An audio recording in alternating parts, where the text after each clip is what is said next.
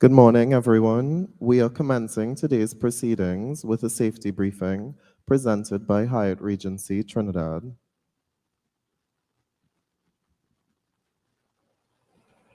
Welcome to the Hyatt Regency Trinidad.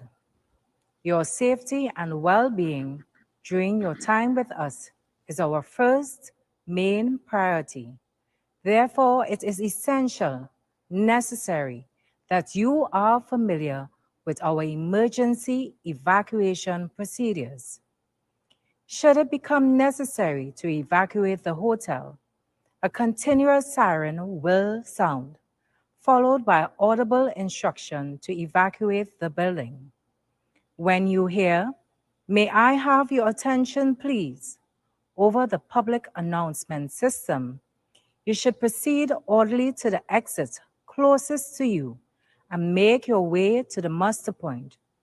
Proceeding east along the waterfront towards the western end of the Femme du Chalet, better known as the Breakfast Shed. In the event of an earthquake, do not run out of the building. Stay calm, drop, cover, and hold on. If the evacuation is required, please listen for instructions via the hotel's PA system for the earthquake evacuation route and muster point. Associates from Hyatt will assist you in evacuating.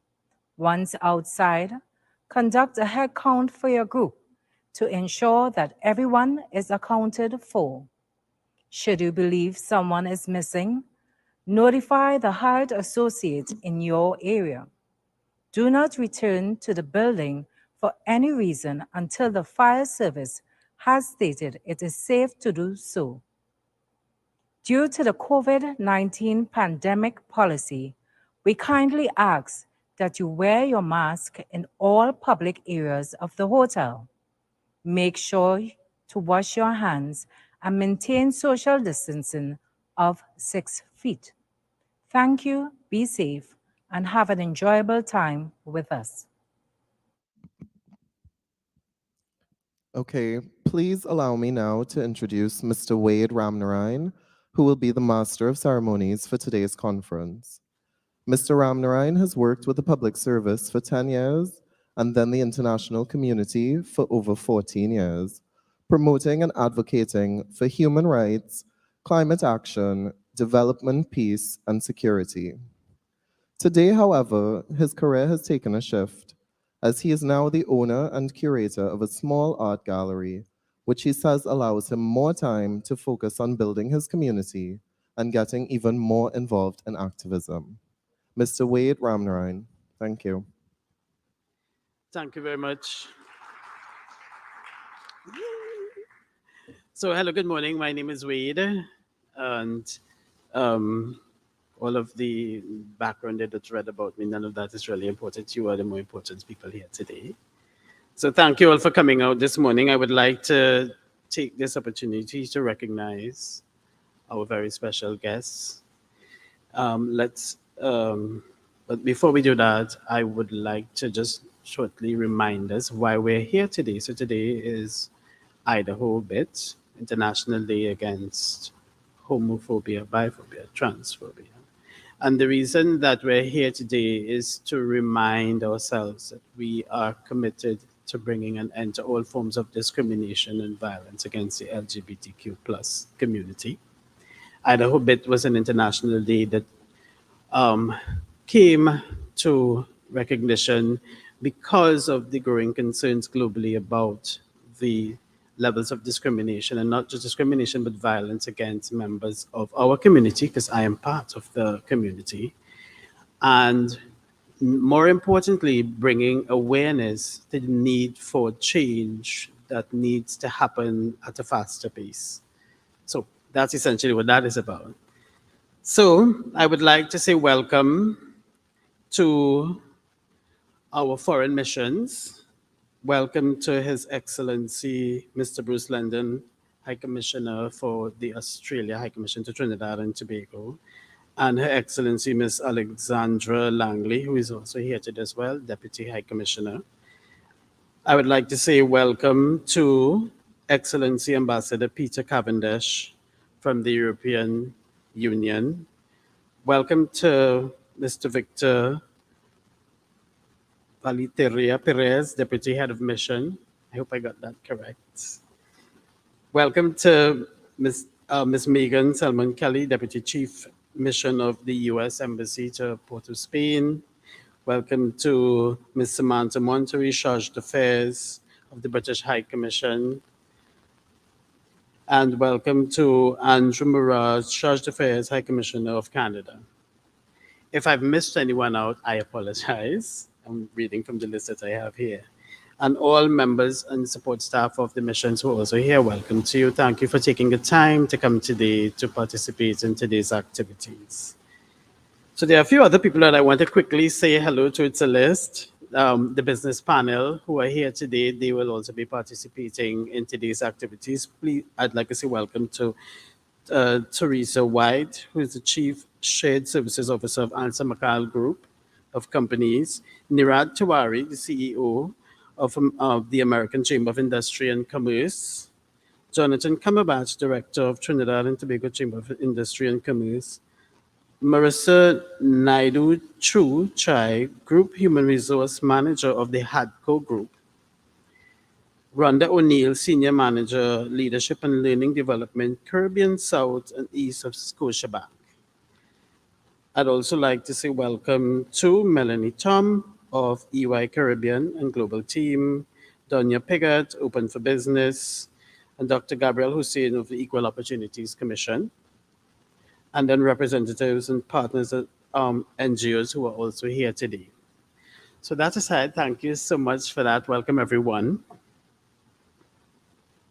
So let's, first of all, I'd like to apologize for the late start. I know that we told you we were going to start at 8:30, but unfortunately, because of the traffic coming into the city, some of our very important guests and the participants were running a little bit late, so we do apologize. I'm going to quickly just run through what's going to happen today. So this morning, there will be some key messages from the missions who support the work of LGBTQ+ advocacy in Trinidad and Tobago.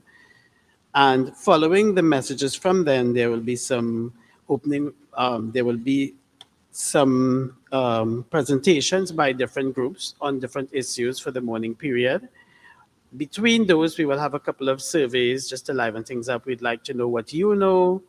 And based on that, that sort of gives us a gauge as to how our work has to continue and how our advocacy needs to grow in the direction that we need to take. And then there are a couple of video messages from members of our community and from others. And in the afternoon is when we have the interactive period. So I've sort of crunched things down. I didn't want to go through a detailed list by list of everything that's going to happen. So without further ado, ladies and gentlemen, I would like to introduce you to Mr. Rudy Hanamji, who is the co-chair of PrideTT. Rudy, as he's commonly known, they just call him by his first name, Rudy, in the community. He has been a public advocate for LGBT issues since the age of 16, and I've known Rudy since that time too as well. And I'm very happy to say that I'm proud to see that he's evolved into a distinguished gentleman who's very bravely taken up his responsibility to be a leader in the community and at times to go against the grain and to accept the risks that's involved with this sort of leadership and becoming one of the very first people to publicly appear on television too as well, to speak up for the rights of our community. So he was, at the age of 16, he appeared on the cover of the Caribbean MSM publication, Free Forum. He was also the youngest openly gay national executive member of the COP. So really was also into politics. So I hope he returns to politics and maybe will be our first openly gay prime minister. That'd be lovely to see. And finally, in 2018, he returned to the community advocacy, and that's when we founded PrideTT. So he's co-founder of PrideTT. And once again, as I said, Rudy and the team that he worked with are the reason why you are here today and the reason why we have growing advocacy at different levels. Of course, there are other actors in the field of LGBTQ+ advocacy in Trinidad and Tobago. who are also equally doing their part and contribution. But PrideTT has become one of the more visible ones because we celebrate our diversity and inclusion through that. So without further ado, ladies and gentlemen, I present Ridi Hanamji.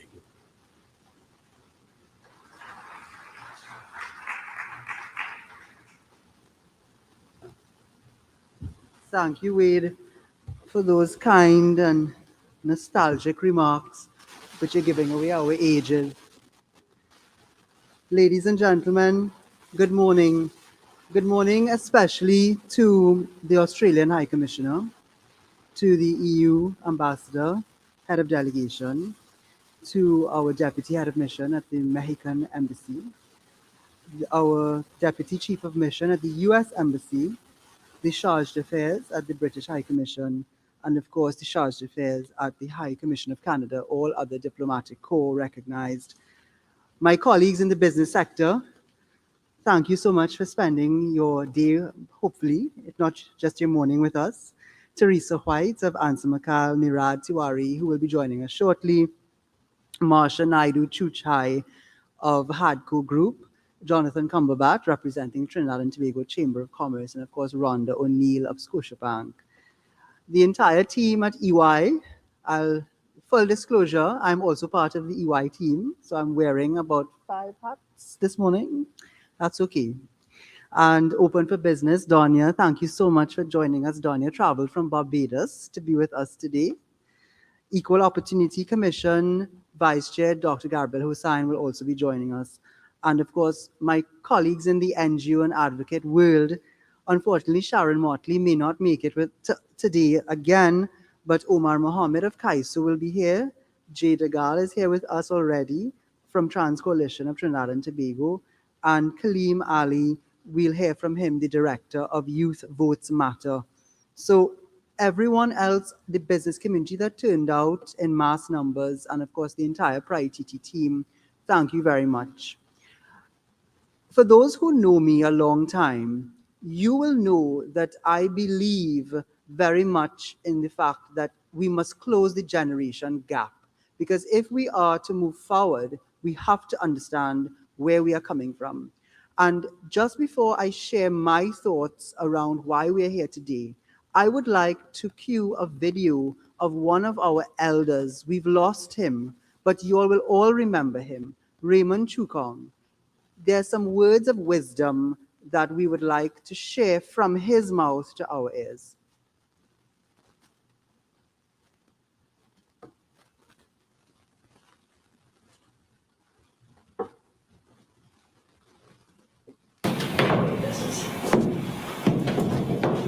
You know what I have here? Books on homosexuals. Now, you think it is easy for a man like me to walk into a strange bookstore and ask for books like this? A big man like me. And the way the salesman was looking at me, thank God I was wearing shades.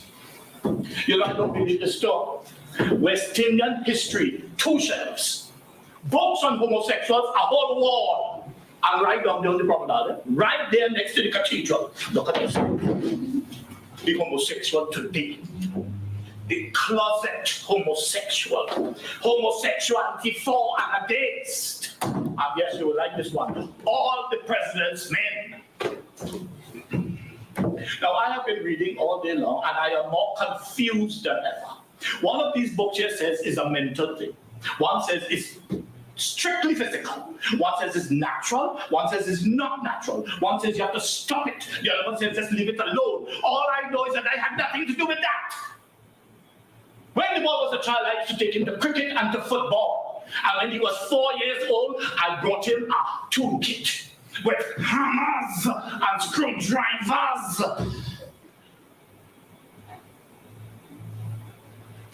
Maybe it's the name. Norman.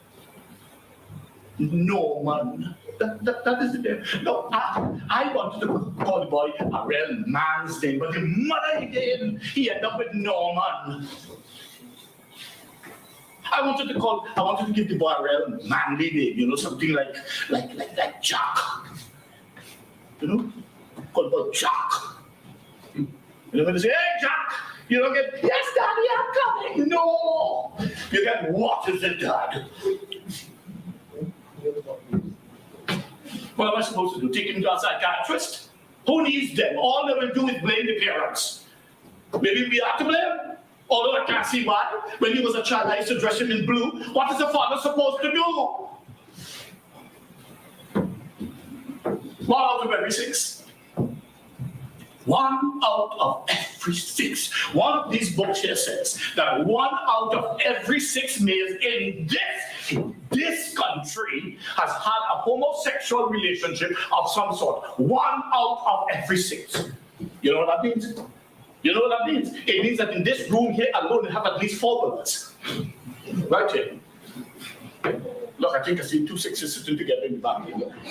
Yes, you with the head tie, yes. Don't play your talking, you know. You have to cut it out. Cut it out, this nastiness.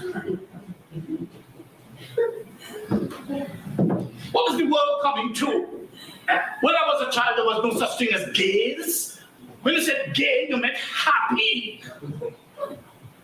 Well, of course, except for Anthony Medina. Now, Anthony Medina was a special boy. You know, he was very good at poetry, but little girls used to beat him up. And anyway, Anthony got married. Yes, Anthony grew up and he changed his ways. He changed his ways. He got married. He had 6 children, all boys. Oh, God. It means he had one of the 6s that he don't even know it yet. Another one of these books here says it could happen to anybody. Take this case here. Happily married man, live in the suburbs. 2 children, 1 on the way. Bumped into the mailman one morning, their eyes met, goodbye marriage. That was it, that was the end of the marriage. They're not living happily in Barataria, running a very successful unisex hairdressing salon. Another book here said we all have homosexual tendencies. All of us have homosexual tendencies.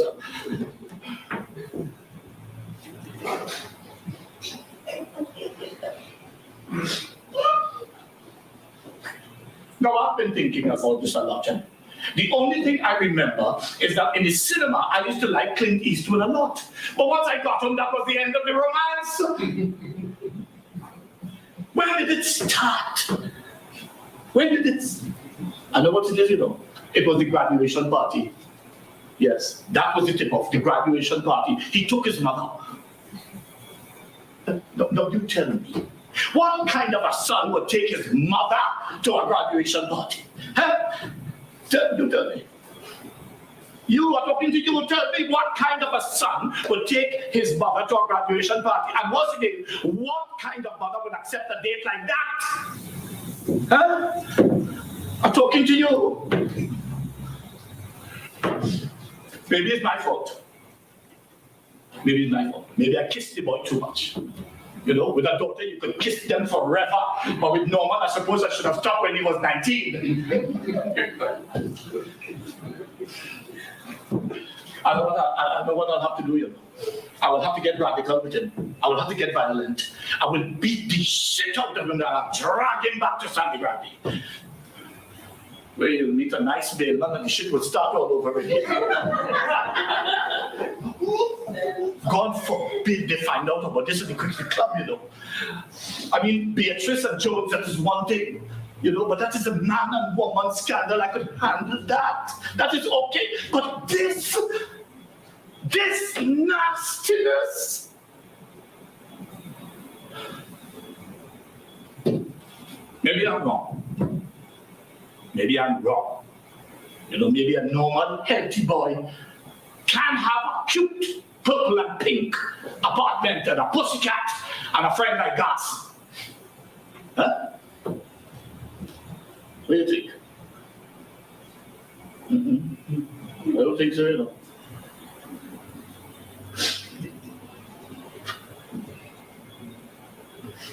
I think Norman, my only son,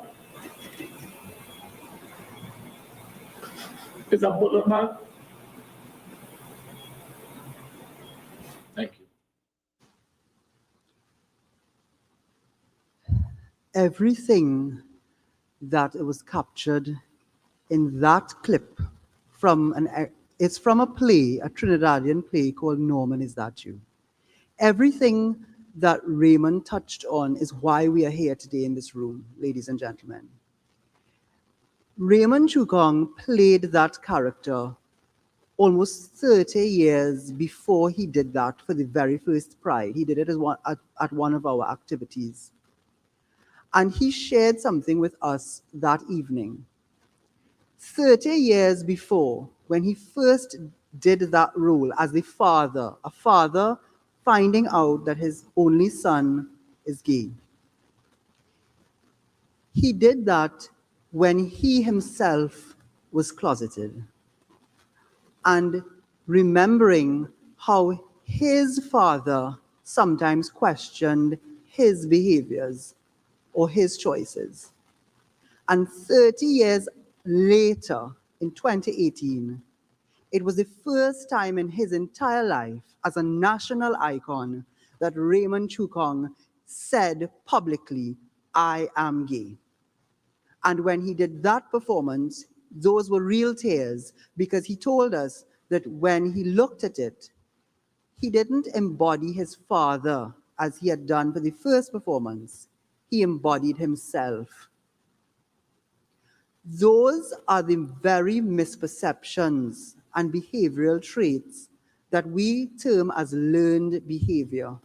Learned behavior is what children pick up at home and in their socialization circles, and then transfer that into the school system. And later on, that is reinforced in society in the workplace. You heard him mention facetiously whether he should have named his son by another name. Names have power, and everything is connected in this life. My name is Rudolph. You all might recall another famous Rudolph. He has a red nose around a certain time of the year.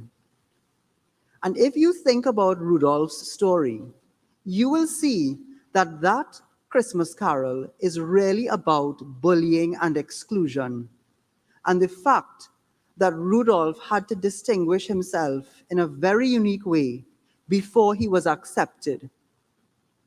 That, ladies and gentlemen, is my story as well. I stand here today before you, having experienced that level of exclusion.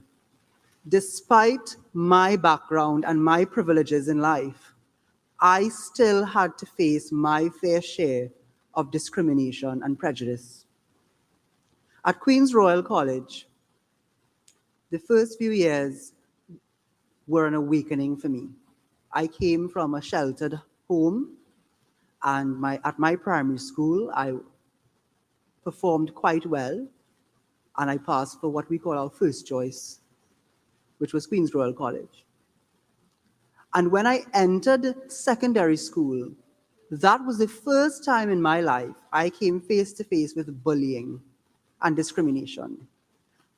Interestingly, not from the adults, from my peers.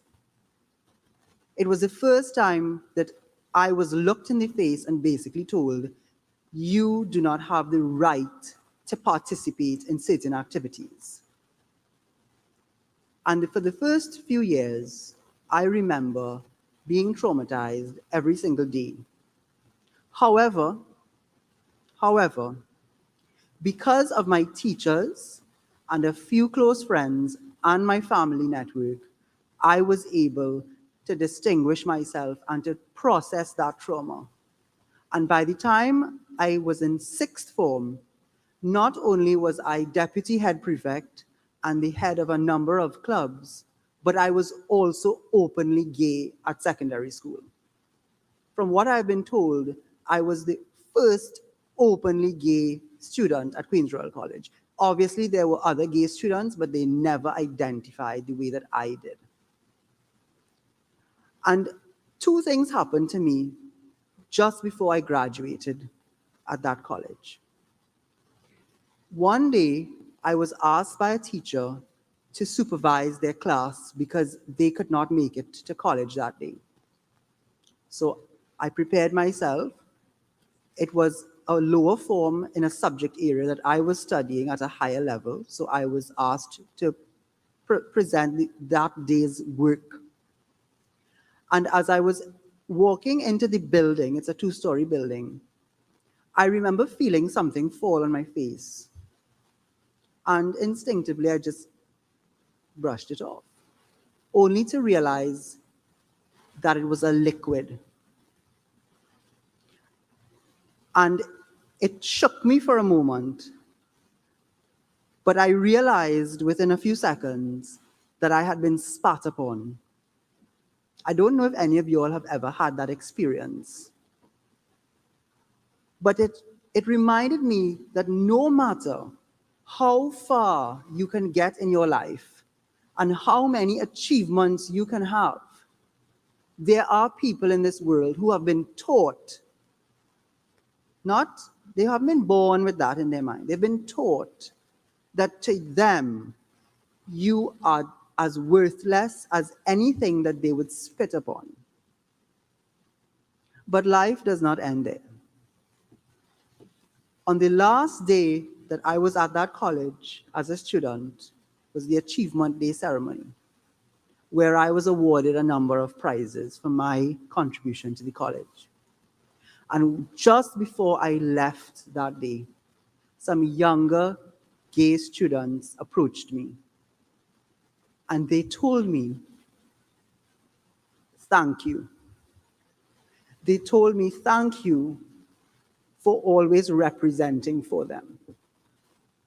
And in that moment, the 7 years of trauma that some of my classmates meted out to me disappeared in that moment. And that is why we are here, ladies and gentlemen. Because each of you in this room has a responsibility.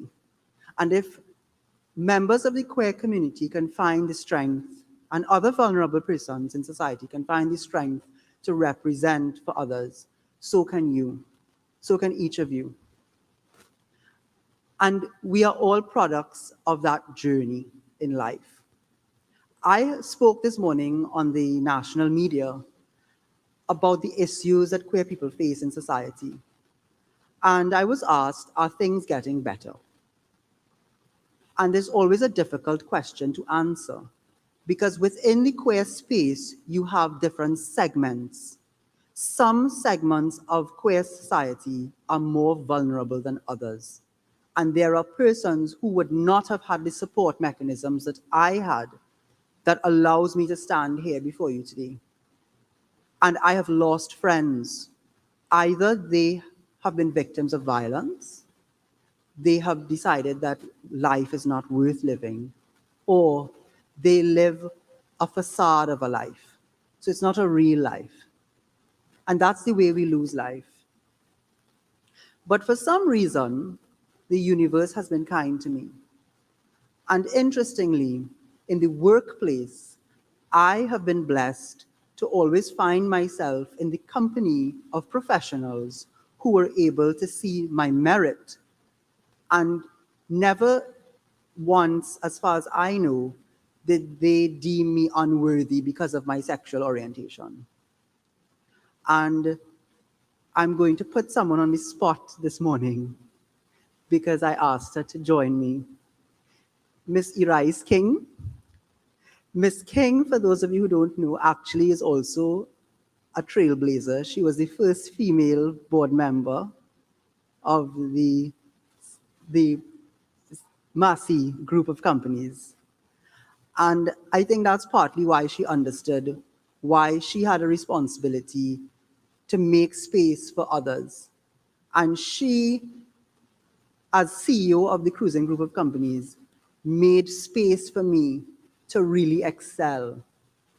And that kickstarted my career, which brings me today as a senior manager at EY Caribbean. And right now I have another champion, Maria Daniel, who, again, everyone knows that I'm publicly open about my sexuality, but that was never an issue. She wanted the best person for her job, and she identified that I could fit that bill, and she hired me. And today, EY and the rest of the business community can come together and celebrate Ida Hobbit.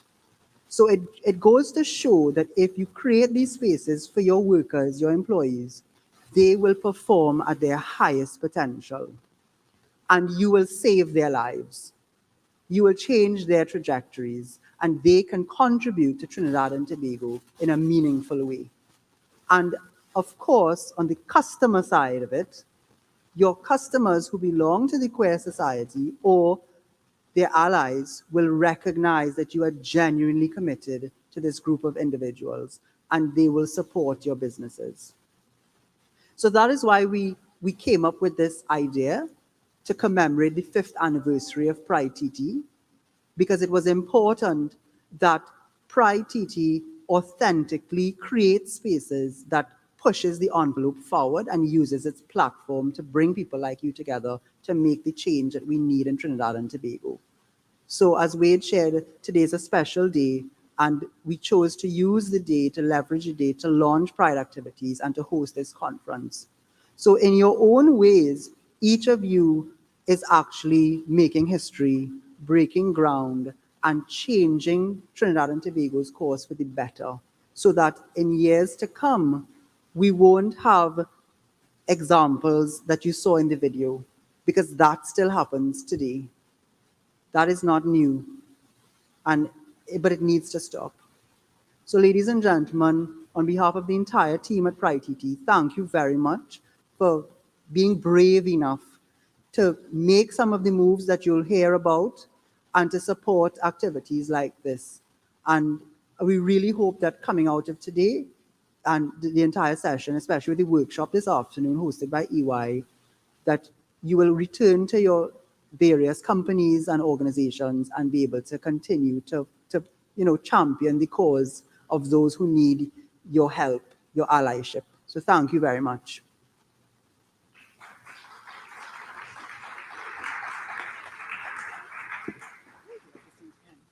Thank you very much, Rudy. So, here Rudy talking about the value of LGBT to the businesses, right? So, ABBA has a song. How many of you here know that group ABBA? Remember that ABBA? So, from the business community, think about ABBA's song. Money, money, money, always funny in a rich man's world. Well, the LGBTQ community has money too, We are discriminated against, but annually we spend $3 trillion US. So that's a little teaser to start with. So next up, I would like to welcome the diplomatic missions to bring us their messages.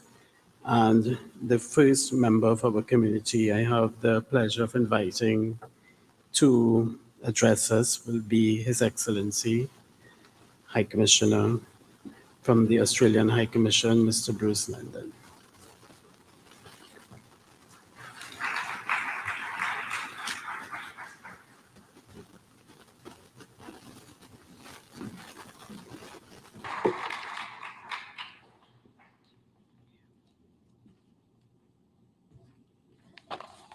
Thank you very much, Flavio. So now I would like to ask you all to participate in a little activity. There's a survey that we would like you to participate in. It's from Mentimeter. So there's a QR code that we would like you to scan, and then we'll ask you a simple question. Rudy, the QR codes on the screens? So the QR codes are on the screens, and on the tables behind you, there are also screens with the QR codes. So if you could please use your smart devices, which are sometimes smarter than I, scan the QR code, and it will open up a page that asks you, do they have to have data to do this on their phones? So your data has to be on? Okay, so those of you who have access to your data on your phones, could you please scan the code and participate in the first question for today for the survey.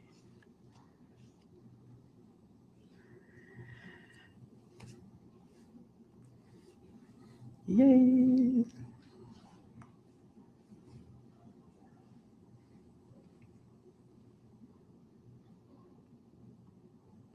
Right. So while we're doing that, I would like to introduce our next presenter, Dr. Gabriel Hussein, who's the Vice Chairperson for the Equal Opportunities Commission. Dr. Gabriel Jamila Hussein is a senior lecturer at the Institute for Gender and Development Studies at the University of the West Indies, the St. Augustine campus. She holds a Bachelor's of Honors from the University of Toronto, an MPhil in Gender and Development Studies from the University of the West Indies, and a PhD from the University College of London. She has been part of the Caribbean feminist movement for 25 years, and she's worked building and collaborating with a wide range of women's, men's, youth, and LGBTQ plus organizations. She's been a member of the Council for responsible for political behavior, the Spotlight program, Civil Society National Reference Group for Trinidad and Tobago, and the UWI's representative on the Spotlight Regional Steering Committee. And for those of you who, just to refresh what Spotlight is an initiative sponsored by the European Union in partnership with the United Nations to end all forms of gender-based violence. So without further ado, I would like to welcome Dr. Gabriel Hussein. And this is a live video. Good morning, everyone, and my thanks to PrideTT for having me here. My greetings to the directors, Faye Fernandez and Rudolph Hanamji, to all the diplomatic missions who are represented here, all protocols observed, to the business community that is participating in this, and to the allies that have been working in this area for a long time. My greetings to you, and of course to my CSO collaborators in the field, for example, from CAISO, from Women's Caucus, from Trans Coalition of Trinidad and Tobago, and Youth Votes Matter, and to all others. Good morning. I'm here today to talk for just a few minutes about the Equal Opportunity Commission. And I think what's important is that the EOC continue to emphasize our public education mandate and provide clarifications regarding our work and our jurisdiction. For those of you who may not know, the Equal Opportunity Act was assented to in 2000, and it protects people from discrimination on the basis of a number of status categories, such as race and ethnicity, religion, place of origin, including geography, marital status, and disability and sex. The word gender is not included in the Act, and it does not protect on the basis of a number of other kinds of status categories, such as health status, age, and of course, sexual orientation. It does protect in terms of a number of areas, such as accommodation, housing, education, and provision of goods and services. Something that I think is also important to say about the Equal Opportunity Commission is that the Equal Opportunity Act created two very distinct bodies. One is the EOC, where I'm vice chair, and one is the Equal Opportunity Tribunal, which is chaired and adjudicated by a judge. And in the recent press that was had on the Equal Opportunity Commission, many people painted the EOC and the EOT together as a broad brush, as a singular institution, but in fact, their responsibilities are distinct. And the Equal Opportunity Tribunal is a court. The Equal Opportunity Commission is an institution that is meant to provide an investigation of complaints that come, opportunities for conciliation, recommendations regarding, whether or not these constitute valid cases of discrimination. that can then be taken up in the court, but they are two different institutions. The Equal Opportunity Commission also has a responsibility to produce research and to engage in broad public education to help create a national climate in which non-discrimination is valued, and to review the Equal Opportunity Act and to make provisions for expansion of the protected status categories, as well as to make recommendations regarding legislation broadly in order to ensure a more non-discriminatory legislative framework. In that context, and many of you would know the work that was led by the late Colin Robinson, founder of CAISO, to expand the status categories that are protected by the Equal Opportunity Act. And under the former chair, Ms. Lynette Seaborn-Sweet, since 2016, the Equal Opportunity Commission has supported that advocacy, particularly to protect persons from discrimination on the basis of sexual orientation. And so I not only want to bring greetings today on behalf of the Equal Opportunity Commission, I want to reiterate publicly our support for expanding the Equal Opportunity Act to provide this kind of protection and to expand the bases on which people can insist on equality of treatment in our national landscape. I do want to say one thing about a recent court case, which is that on April 14th, the EOC won a landmark judgment in relation to a case on sexual harassment, where the Court of Appeal ruled that that sexual harassment forms can be covered under discrimination on the basis of sex. And in that context, we can now deal with cases of sexual harassment that were being, claims of sexual harassment that were being made to us. And in that sense, the Equal Opportunity Act is the only legislation that provides a remedy for those who are victims of sexual harassment. Of course, we continue to advocate for there to be national legislation on sexual harassment as well. It's important in our context to mention that the appellate judges made it clear that one's sexual orientation has no bearing on whether or not a person can access the EOC and lodge a complaint and seek redress if they were sexually harassed. That means regardless of your sexual orientation, you have a right to go to the EOC if it is you are experiencing discrimination on the basis of sex through an experience of sexual harassment.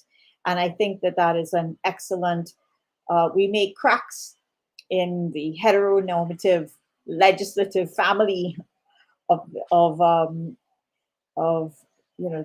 family of legislation that exists in Trinidad and Tobago. And these are all important breadcrumbs in us creating that path to ultimately having real equality protected by law. That said, it should be noted that if someone, such as a manager, is discriminating, is sexually harassing both female and male employees, that it would not constitute discrimination on the basis of sex. And so that is why there needs to be much more comprehensive sexual harassment legislation. I'd like to just speak for a moment on behalf of the Equal Opportunity Commission, which is to say that we recently implemented the model LGBTI+ workplace policy, which was led by CAISO, in which the EOC collaborated and other partners, and that we call on stakeholders to do the same. We continue to work very closely with PrideTT and all other partners, those here, who are part of the LGBTI community, including transgender persons and transgender advocacy organizations. We have been hosting a monthly series with TTT titled Sex and Prejudice, where we have been raising issues of discrimination on the basis of sexual orientation. I spoke at the first one, and Dr. Angelique Nixon of CAISO spoke at the second one and raised those issues. And for Pride Month, we hope to share that platform with the LGBTI plus community. And PrideTT approached us last year to collaborate on a project that can help to enhance our own advocacy. And in the course of July, we hope to be able to make an announcement that we will finally be able to start that project. And the goal is to strengthen the EOC's own advocacy for legislative change to the Act in support of our, in support of those in the CSO community who have been calling for this. These are important comments because very often people can be frustrated by the EOC's inability to provide redress for valid experiences of sexual discrimination, of sexual orientation discrimination. But it is important to keep in mind that the EOC must remain within the remit of the Equal Opportunity Act, and therefore advocacy needs to be directed at the Attorney General, who can then take an amendment to Parliament to amend the legislation. The previous Attorney General was unwilling to make these amendments and was waiting for the Jones v. TT case to be decided at the Privy Council. However, we do need to keep in mind that Parliament has a sovereign authority to change laws whenever it chooses. And so we can continue to hold Parliament responsible for the laws of the land and to argue that where there is discrimination and where there is a failure to provide inclusive legislation, that that is the responsibility of our legislators to do. Speaking just for a second in my other hat as a senior lecturer at the Institute for Gender and Development Studies, I recently supervised an MSc thesis, which is now on the examination stage, by Pete Roderick, one of our students, one of our graduate students, and his project wrote about his interviews with 7 persons who were lesbian or gay, who were working in organizations in Trinidad and Tobago, primarily multinational organizations in Trinidad and Tobago. And he looked at their experiences of disclosure, when and under what conditions and for what reasons they decided to be open about their sexuality. He looked at how they felt in their workplace environments, feelings of hesitation, feelings of fear, as well as feelings of acceptance and comfort. He looked at these employees' desires to have equal access to benefits, for example, insurance benefits, and to have their partners be considered in the same way that heterosexual partners are seen and acknowledged. And he also concluded that workplace policies themselves are absolutely crucial. Equality and non-discrimination policies, diversity and inclusion policies are absolutely crucial in a context where there is not sufficient legislative protection. And so it's very important that we have the business community on board, improving their own policies within their own businesses in order to provide those protections for their employees, which of course creates better employees and better businesses. But it is also important that as the private sector comes on board in a way that CSOs have led, at least over the last decade, that the voices that are calling on the government to amend the Equal Opportunity Act, and of course the EOC is in support of that advocacy, that the voices become strengthened so that we can see that there is a national community and constituency that supports this, and that this can in fact empower the EOC to do what it is meant to do, which is to protect us all from experiences of discrimination without bias, without prejudice, and in ways that are truly inclusive. So my goal here today was simply to explain what the EOC can and can't do to help you to identify what kinds of advocacy and to whom we should be engaging, to reiterate the absolute support of the Equal Opportunity Commission for the expansion of the Equal Opportunity Act, and to say that we continue to advocate for this ourselves and our continued commitment to the LGBTQI community, to let this community know that within our mandate, which is in terms of research and public education and public engagement, and certainly in terms of the internal policies of the EOC, we will continue to do as much as we can to enhance a national landscape that is non-discriminatory. So I thank you all.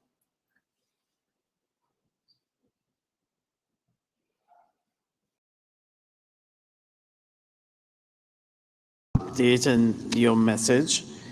So just to recall, as she said, Rudy, so we have to continue in front of Parliament, essentially. So we have some representatives who we will continue to, as she said, we don't have to wait for the Privy Council to judge on Jason Jones's case. That's his case. So we're back on Parliament again later on this month, next month, we're back in front of Parliament. Okay.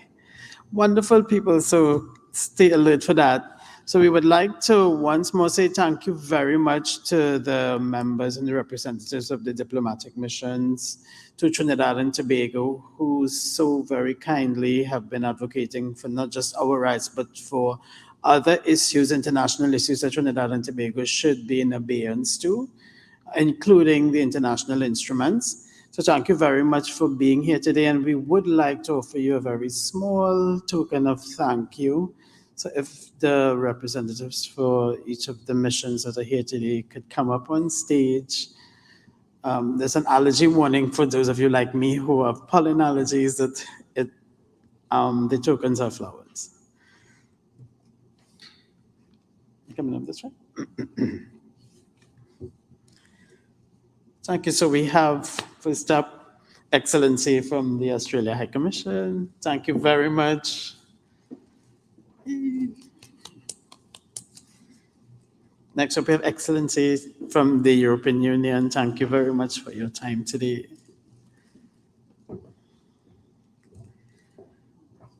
And I hope your allergies to this Sahara dust eases up.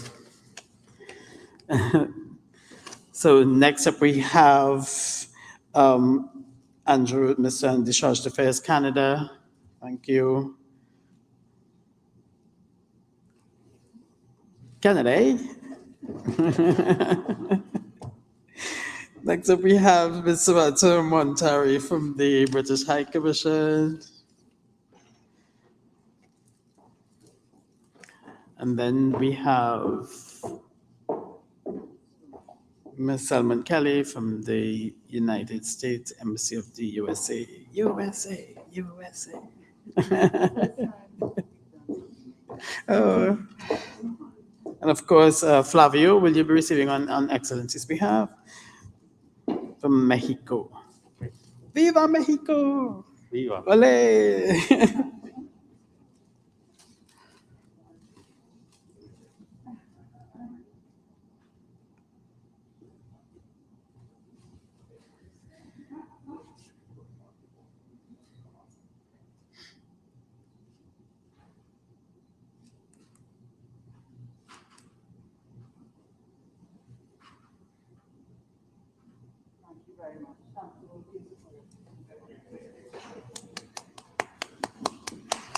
Thank you once again. So everyone here present, he, she, they, however you use your pronoun, And if you're like me and some of my other friends who don't care for pronouns and just want to be my first name, thank you very much for being here today. And as we're moving on, we're going to take a little break. And during the break, we will be running 3 short videos that are testimonies and statements from members of our community. So please feel free to grab a cup of coffee, a cup of tea, come back and have a look at the videos, and then we will continue with today's programming.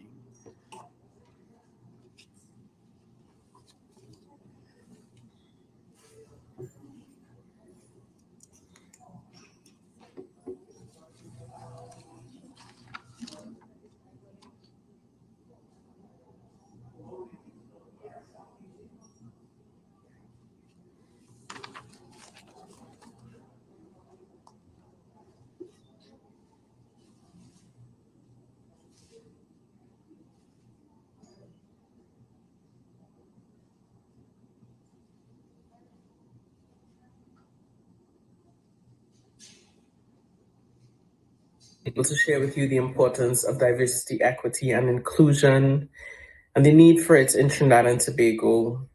I am a superlative creative, an advocate, an activist, and most recently, a migrant. I recently left Trinidad and Tobago simply because there were not opportunities in which I could maximize my potential.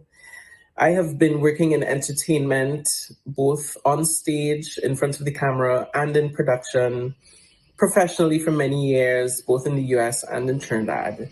And most recently, I was forced to leave my job at a local TV station because of my gender identity. This is just one small example of the way in which some of our most prolific talent is forced to leave our island shores simply to find opportunities in which the entirety of their being can be accepted, welcomed, and maximized. I hope that this will resonate with you and that you understand the importance of diversity, equity, and inclusion in Trinidad and Tobago.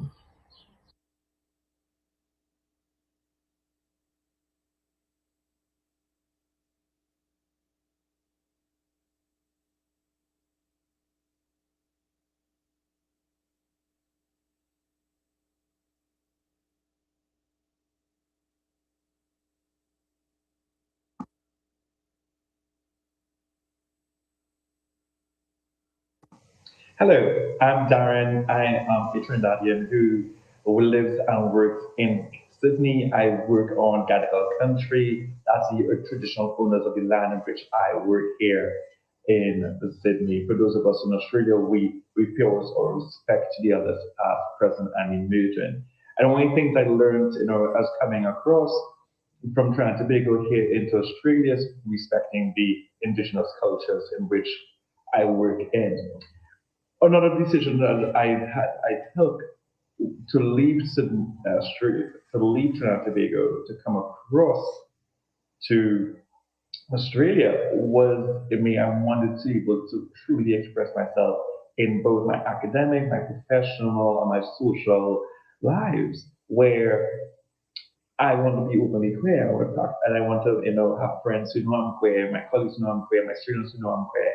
But that was hard to do when I worked in Trinidad and Tobago, and that was a big decision I had to take. I decided to come into my PhD here in Sydney, and my students knew, my colleagues, my friends knew, and it was really fun. And then I started working professionally in a consultancy firm when the operations manager now, and it's okay, they know. They hired me knowing that I was openly queer. And that was good. And that felt refreshing. I felt a good alignment. And I think what Trinidad and Tobago has to do is really have to modify that Equality Act and say, where they had a caveat of where if you're a member of the LGBTQ plus community, you can still be discriminated against in employment practices. I was like, no, like you do that, and then people kind of align their social life with their professional life and their personal life because there's no protection for them, and that doesn't stop them from being Trinidadian, that doesn't stop them from being Tobagonian, that doesn't stop them from being people. What we just want is for protection under the act. and then saying that we can coexist and do what we got to do because I'm a professional. I know how to do my job as a consultant. You don't need to work, but I am happy doing it because I know that if I have a conversation with my colleague, oh, what did you do weekend? How was your boyfriend or how was your wife, how was your partner? I can contribute to that conversation too, right? I'm not pretending like I did when I was in Trinidad. So I hope as we have this conference, as we talk more about this, and we're pushing the boundary and getting us to closer and closer to diversity and a true diversity, true equity and inclusion in Trinidad and Tobago. Thank you.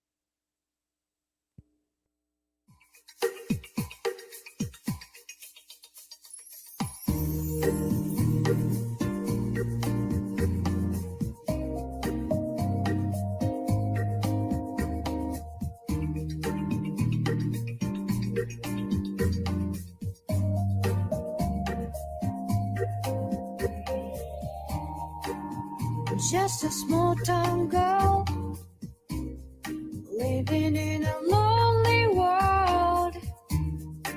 She took the midnight train going anywhere. Just a city boy born less in South Detroit. He took the midnight train going anywhere.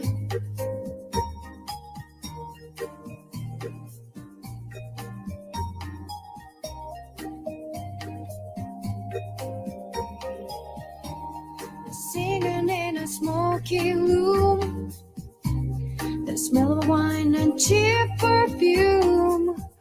For a smile they can share the night. It goes on and on and on and on. Strangers waiting up and down the boulevard. The shadows searching in the night. Street lights, people living just to find emotion, hiding somewhere in the night.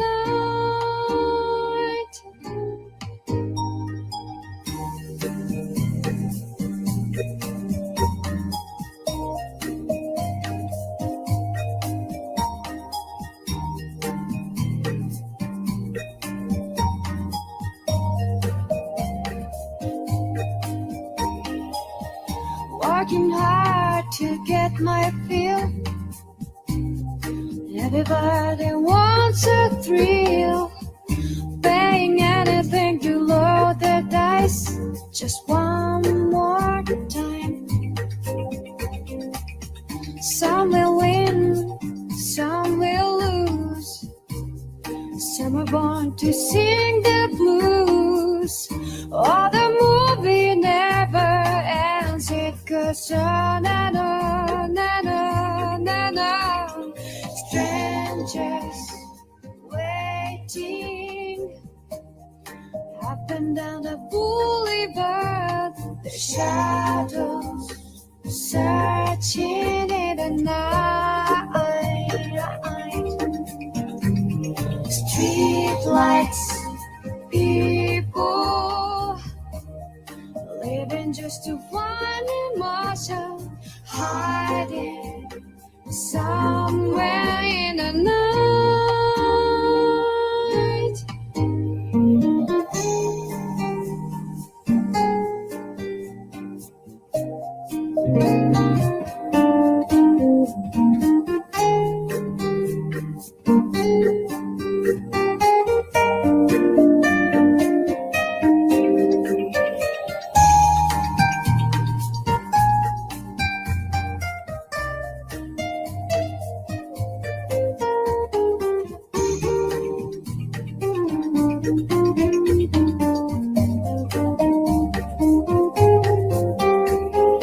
Don't stop believing. Hold on to the feeling, yeah. Street lights, people.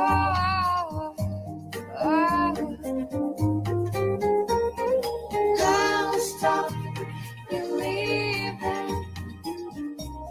Hold on to the feeling.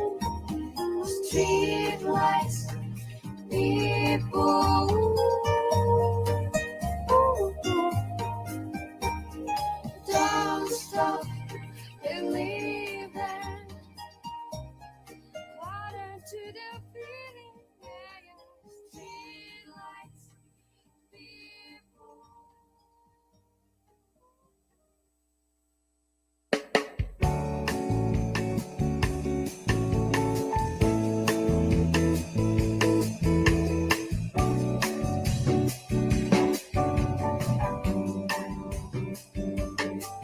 Well, you done me and you bet I felt it. I tried to be chill, but you're so hot that I melted. I fell right through the cracks. Now I'm trying to get back. Before the cool down run out, I'll be giving it my best test. And nothing's gonna stop me but divine intervention. I reckon it's again my turn to win some or learn some. I won't hesitate no more, no more. It cannot wait. I'm yours.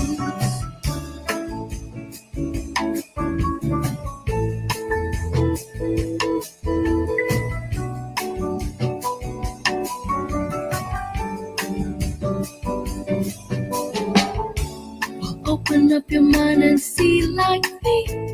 Open up your plans and damn, you're free. Look into your heart and you'll find love, love, love. Listen to the music of the moment, maybe sing with me. I love peaceful melody. It's your God-forsaken right to be loved, loved, loved, loved, loved. So I won't hesitate no more, no more. It cannot wait. I'm sure there's no need to complicate. Our time is short. This is our fate. I'm yours. So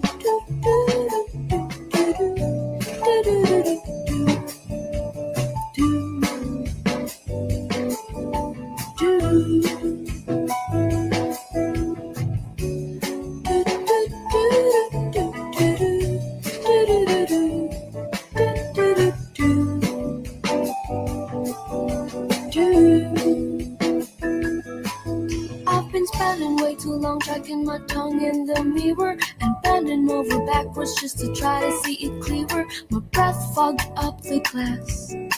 I drew a new face and laughed.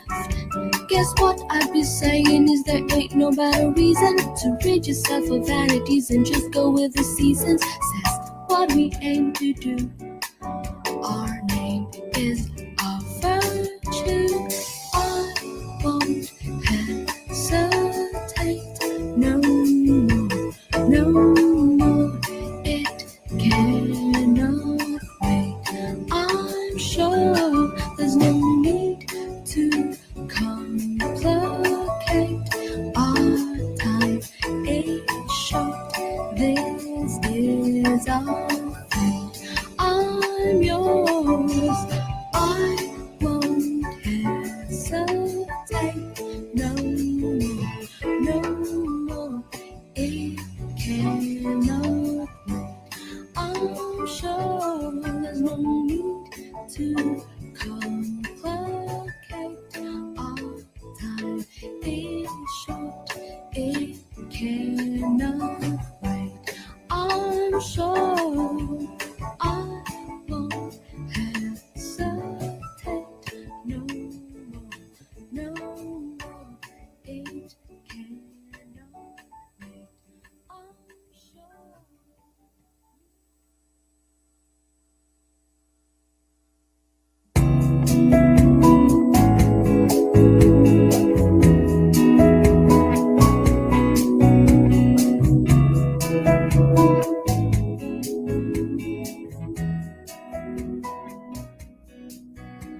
I'm holding on your rope, got me 10 feet off the ground. I'm hearing what you say, but I just can't make a sound. You tell me that you need me, then you go and cut me down. But wait, you tell me that you're sorry, didn't think I'd turn around and say that it's too late to apologize. It's too late. I said it's too late to apologize. It's too late.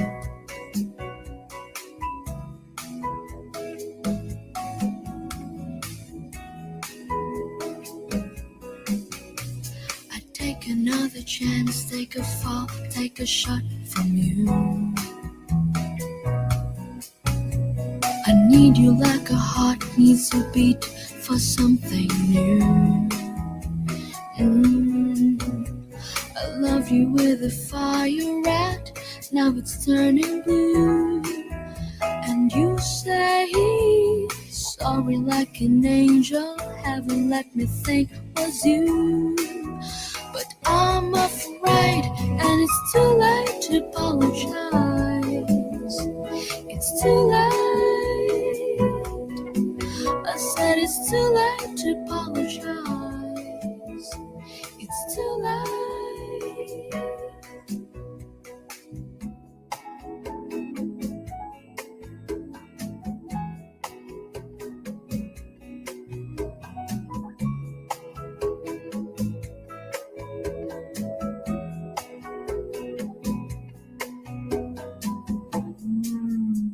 It's too late to apologize. It's too late. I said it's too late to apologize. It's too late. I said it's too late to apologize. It's too late.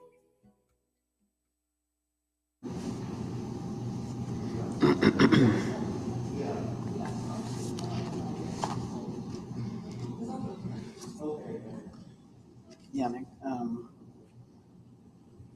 Yes. I don't have. Oh, a Bible. Okay.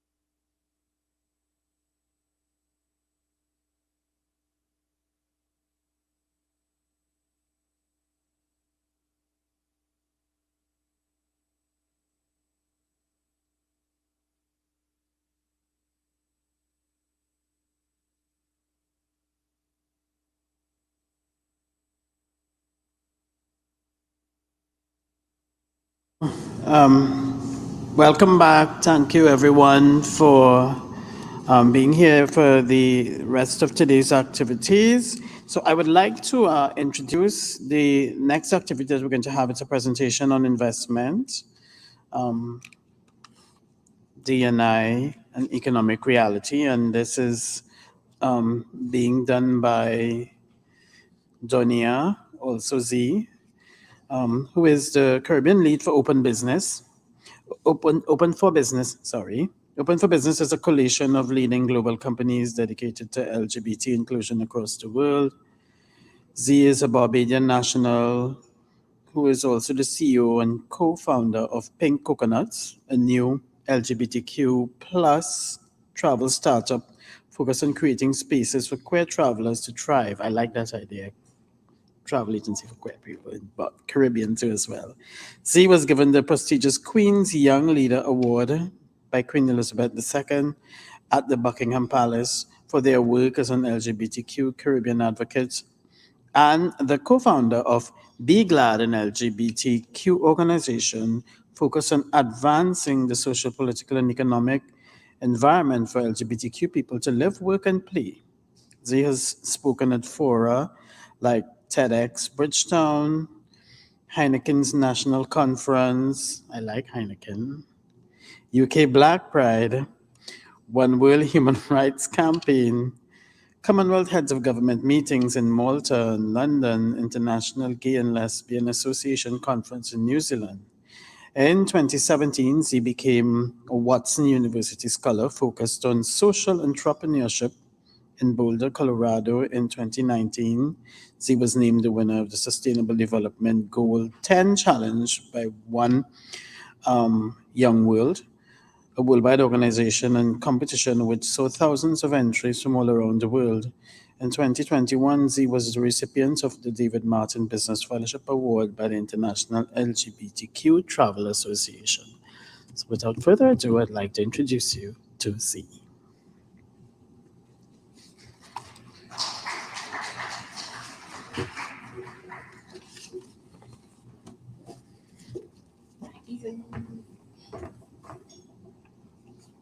Hello, everyone. It's really good to be in Trinidad. I haven't been here in just about, I think, 8 years. And I kind of grew up with a father who's a Calypsonian, and he always touted Trinidad to be the promised land of culture in the Caribbean. So it's really good to be here, and he's excited that I'm here too. So I represent Open for Business, and Open for Business is a coalition of global companies working for LGBT inclusion across the world. And we've just gotten started in the Caribbean, and so we now have a presence in the Caribbean, and I am Barbadian. So I'm really happy to be here and to join PrideTT doing this good work.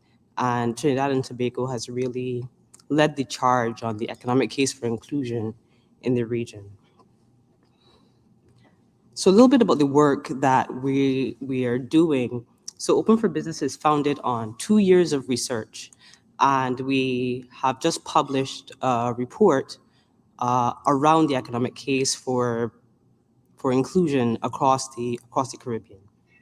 And the campaign seeks to introduce a new angle of advocacy to the Caribbean landscape, one rooted in business and exposing the benefits of inclusion to the economic landscape of the region, and bringing in the business community and working in tandem with organizations like PrideTT and organizations all across the Eastern Caribbean on elevating the conversation for the same goals of changing laws and policy reform across the region.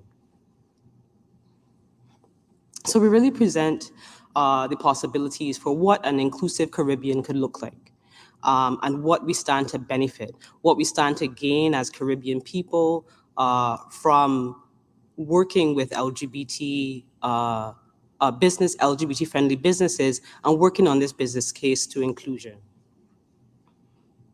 Now, a bit about the research. This research spans 12 countries across the Caribbean, and those countries are Antigua and Barbuda, the Bahamas, Barbados, Belize, Dominica, Grenada, Guyana, Jamaica, St. Kitts and Nevis, St. Lucia, St. Vincent and the Grenadines, and of course, Trinidad and Tobago. So some of the headlines really coming out of that piece of research is a lot of what we've heard here today, but obviously at a high level. And we are hoping to really drive home to governments that LGBT inclusion means prosperity for all people, even, of course, those of the LGBT community, but for people at large in our societies. So countries that decriminalize same-sex act will benefit from increased labor productivity. The survey really sheds light on the LGBT lives in the Caribbean and its diaspora. And for the first time, this data shows the extent of LGBT occupational segregation within the labor markets and the negative impacts on economic and business outcomes. Now, the target audience of this campaign is business leaders, government officials, small business owners, LGBT entrepreneurs, and LGBTQ employees. And so coming out of the research is a very comprehensive piece of research. Again, it has been conducted over 2 years, and it's the first of its kind in the region. And I'm happy to share some of the pieces of that research with you, but also to send you any copies that you might like. So you can just tap me on the shoulder after this, and I'll be happy to send you a copy of that comprehensive research. But coming out of that research, the campaign pillars are really inclusion for economic growth, productivity and competitiveness, the benefits of LGBT tourism, and that speaks to the region being mostly tourism-based economies, and LGBT employment as a win for everyone. I've heard a lot of that here, so I don't want to speak to the choir too much, but the losses associated with brain drain.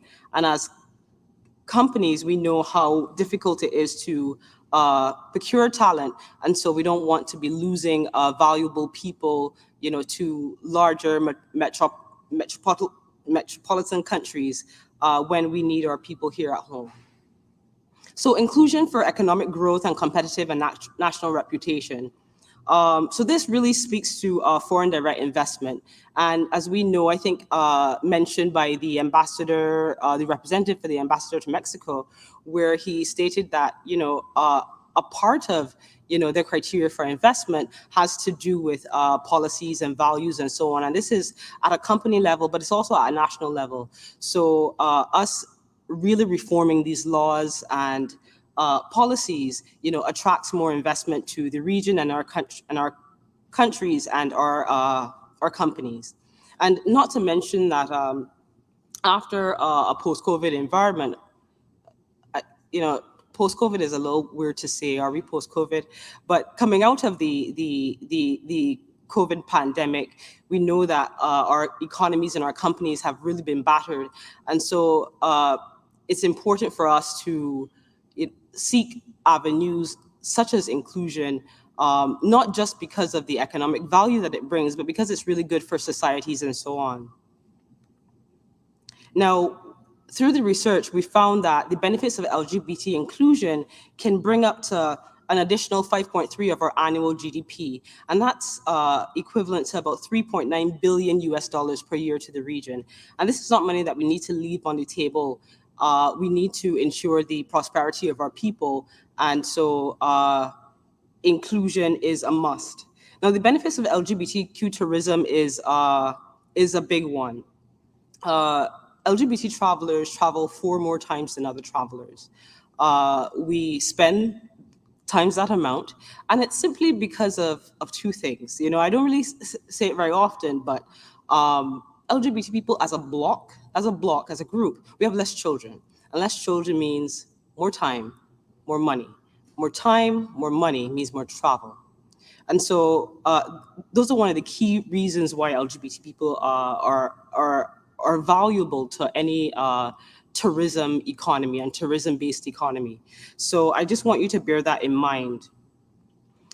We've also found that tourism is diminished by anti-LGBT laws as a stigma. And the cost is up to around 2.3 of our tourism receipts. So we with inclusive laws and with inclusion, we'll then be able to see those receipts increase.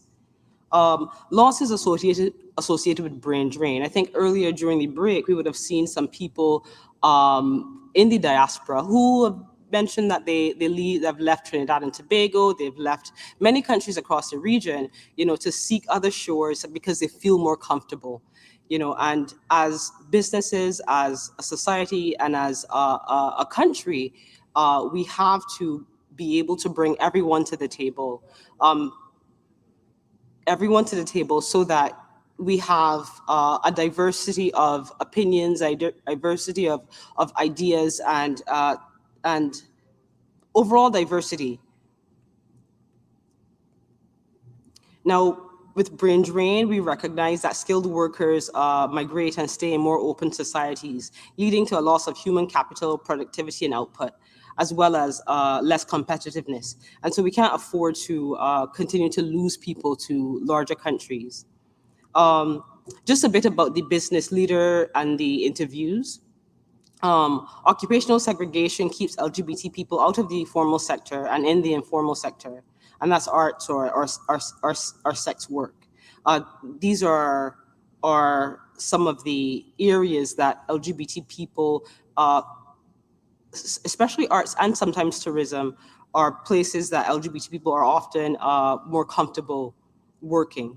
And people are more likely to be hired if completely closeted. More corporations want to work with LGBT issues in the workplace and in the communities and laws and policies, and to see the benefit that it brings. And homegrown articulation of SMEs to address LGBT issues. Now, one of the things that Open for Business aims to do is to ensure some private sector commitment.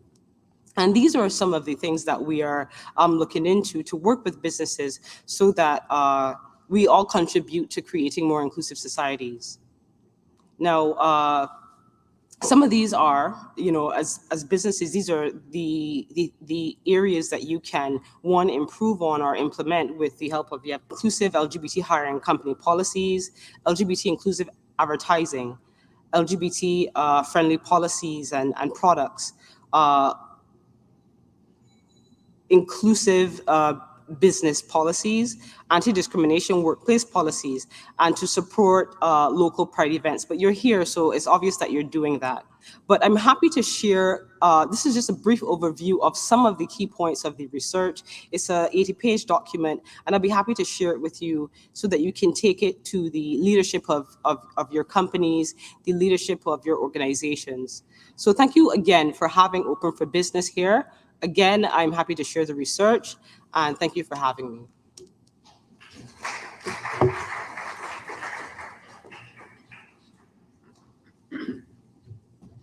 Thank you very much, Z.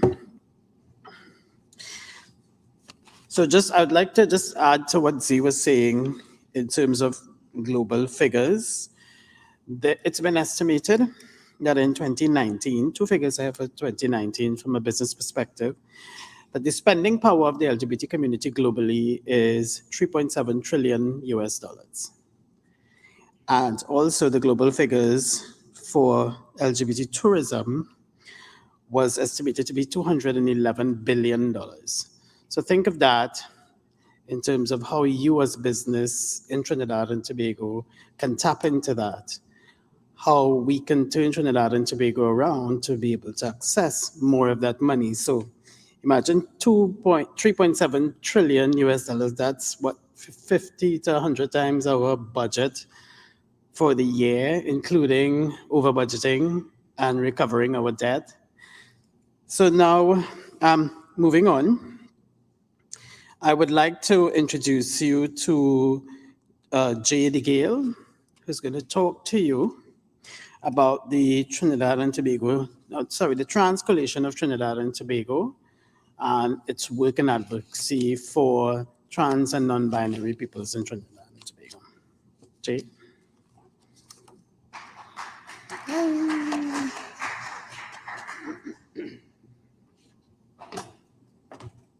Thank you. Good morning, everyone. I am the President CLO for Trinidad and Tobago Transgender Coalition. And I want to start off by saying that I am there because a friend of mine's identified talent and decided to make use of the talent, and that was Brandy Rodriguez. In everything that we do, we stand on the shoulders of giants. Everything that we do, there's someone who has gone before us and someone who has faced the challenge, and we have come along to pick up the baton and continue the work. Names such as Godfrey Seeley, Jeffrey Stanford, those are some of those who have gone, and we are here to continue the work that they're doing. Members who are still alive, Rudy, Faith Hernandez, people who are very active in the community, and we are here to continue what they are doing. The best way to tell this story is to do your own personal narrative. I met Brandy back in 1990, around that time period. During that time, we were now forming Lambda, which was the first openly gay organization within the country. Coming out of Lambda, we created GET, Trinidad and Tobago AIDS Support, and we hosted conferences in Trinidad and Tobago with regional partners, sponsored by CAREC.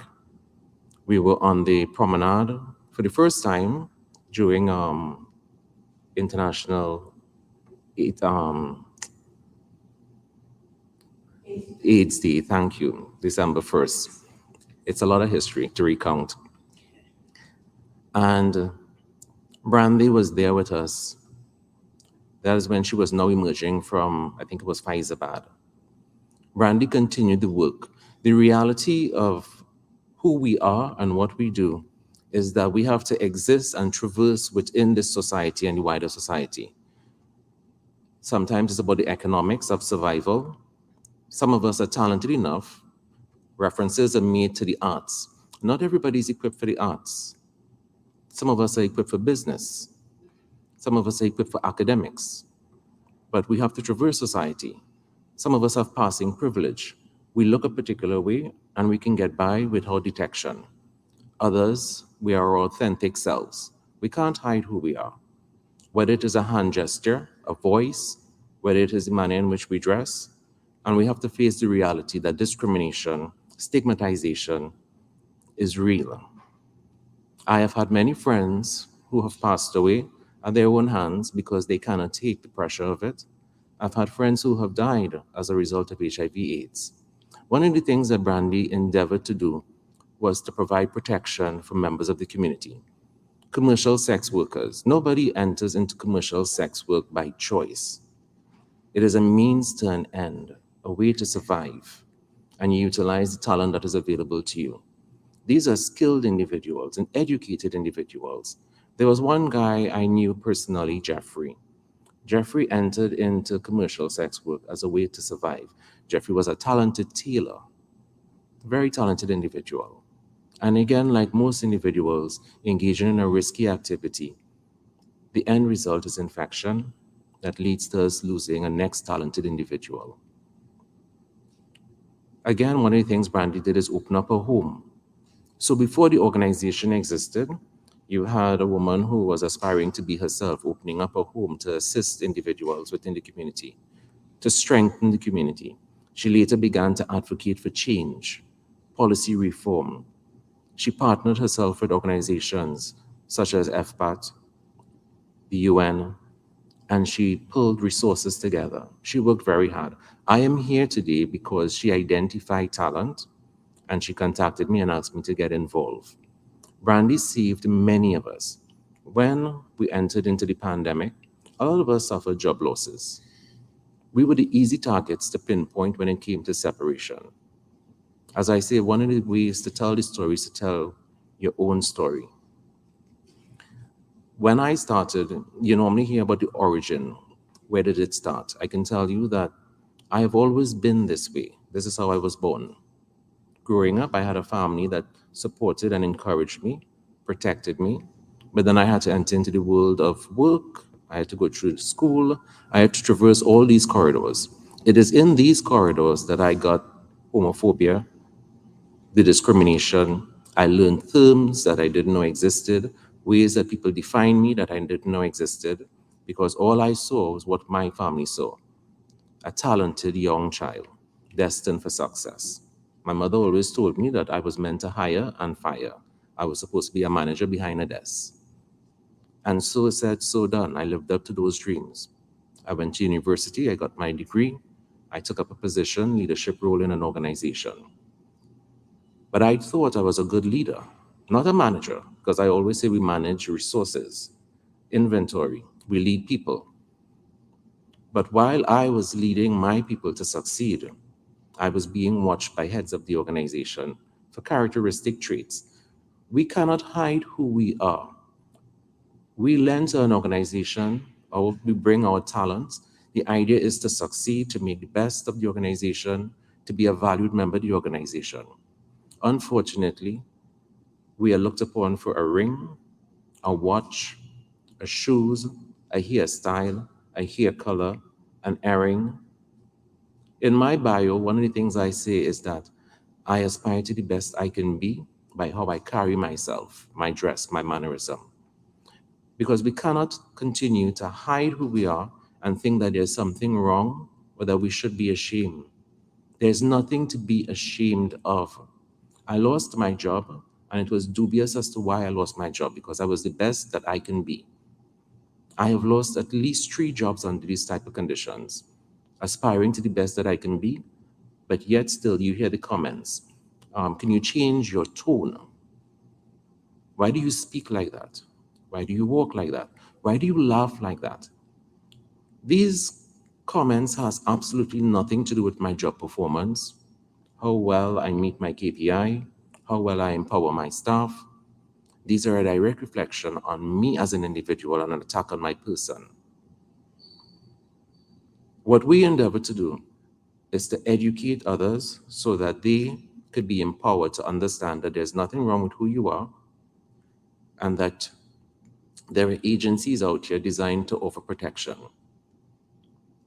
With the passing of Brandy, I took up the mantle of the social media platform.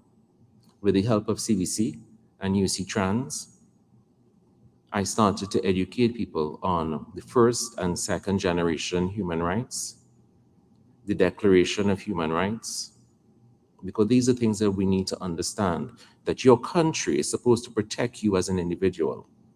You're supposed to have freedom of movement. You're supposed to have freedom of education. You're supposed to have protection against protection for your property. But the thing with it, gay people don't enjoy that level of protection. Trans people don't enjoy that level of protection. A simple thing as a pronoun that you enjoy is a challenge for us. I have a dead name that I'm no longer using. I am exercising my right to do the deed poll, to have my name of choice. I'm fortunate to have my family of procreation and my family of choice. For most gay people, what we have is our family of choice. And the family of choice is the friends and supporters around you, people who continue to support you and keep you going throughout life. It is important to understand that certain words that are used, certain judgments, certain looks, it sends a message to an individual. I sat at a table earlier on today and I listened to a conversation, and without knowing it, these are allies and supporters. But the verbiage that is being used for a gay person or a member of the LGBTQI community, this sends a certain message to you that even a supporter doesn't understand that the look or the word that they may use, the choice of verbiage, puts you in a state of mind that it is a supporter, but you're still not being fully supported. You're still not being fully accepted.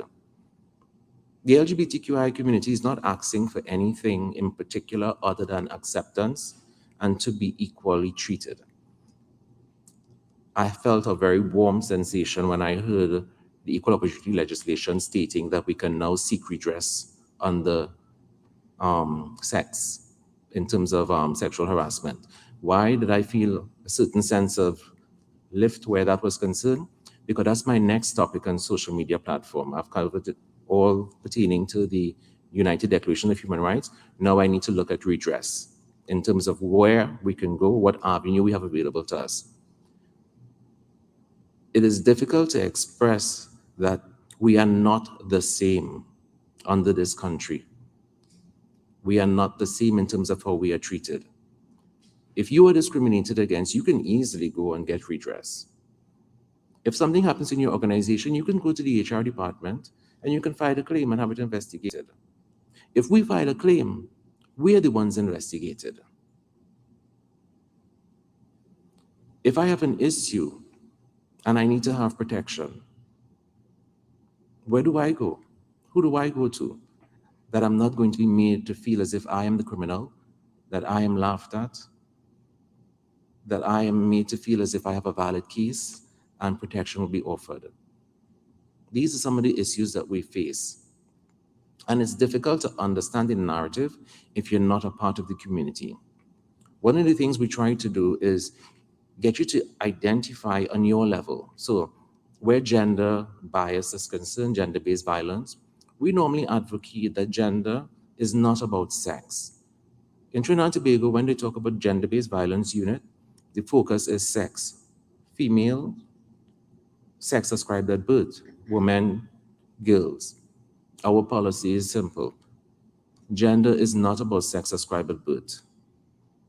Gender is about how you identify as an individual, how you see yourself, how you project yourself to the wider society.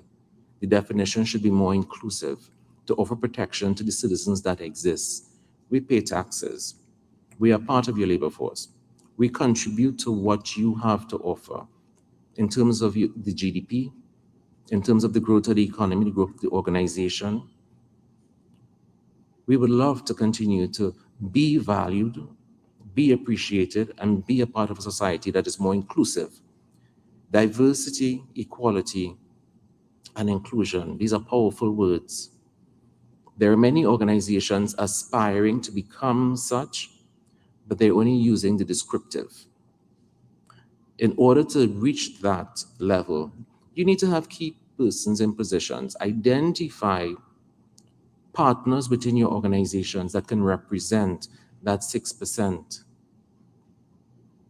There are members of your organization that should form committees, and a committee shouldn't just be a group that does nothing, but a committee should be an actual working body designed to help in policy creation that will benefit members of your organization. Where their pronouns are concerned, making individuals feel comfortable upon arrival to your company, without making the assumption that their pronoun is he or she. It might be they. So it's a simple thing of asking a question. How do you prefer to be called? What are your pronouns? The basic language starts to communicate inclusion. It's not about just saying that you're inclusive. It's not just about having a policy, but it's actually knowing how to implement it, how to make onboarding a simple process, an easy process, where new individuals come into your organization actually feel that this is the place that I want to be. This is the home that I want to be a part of. At PrideTT, we presently work with individuals who are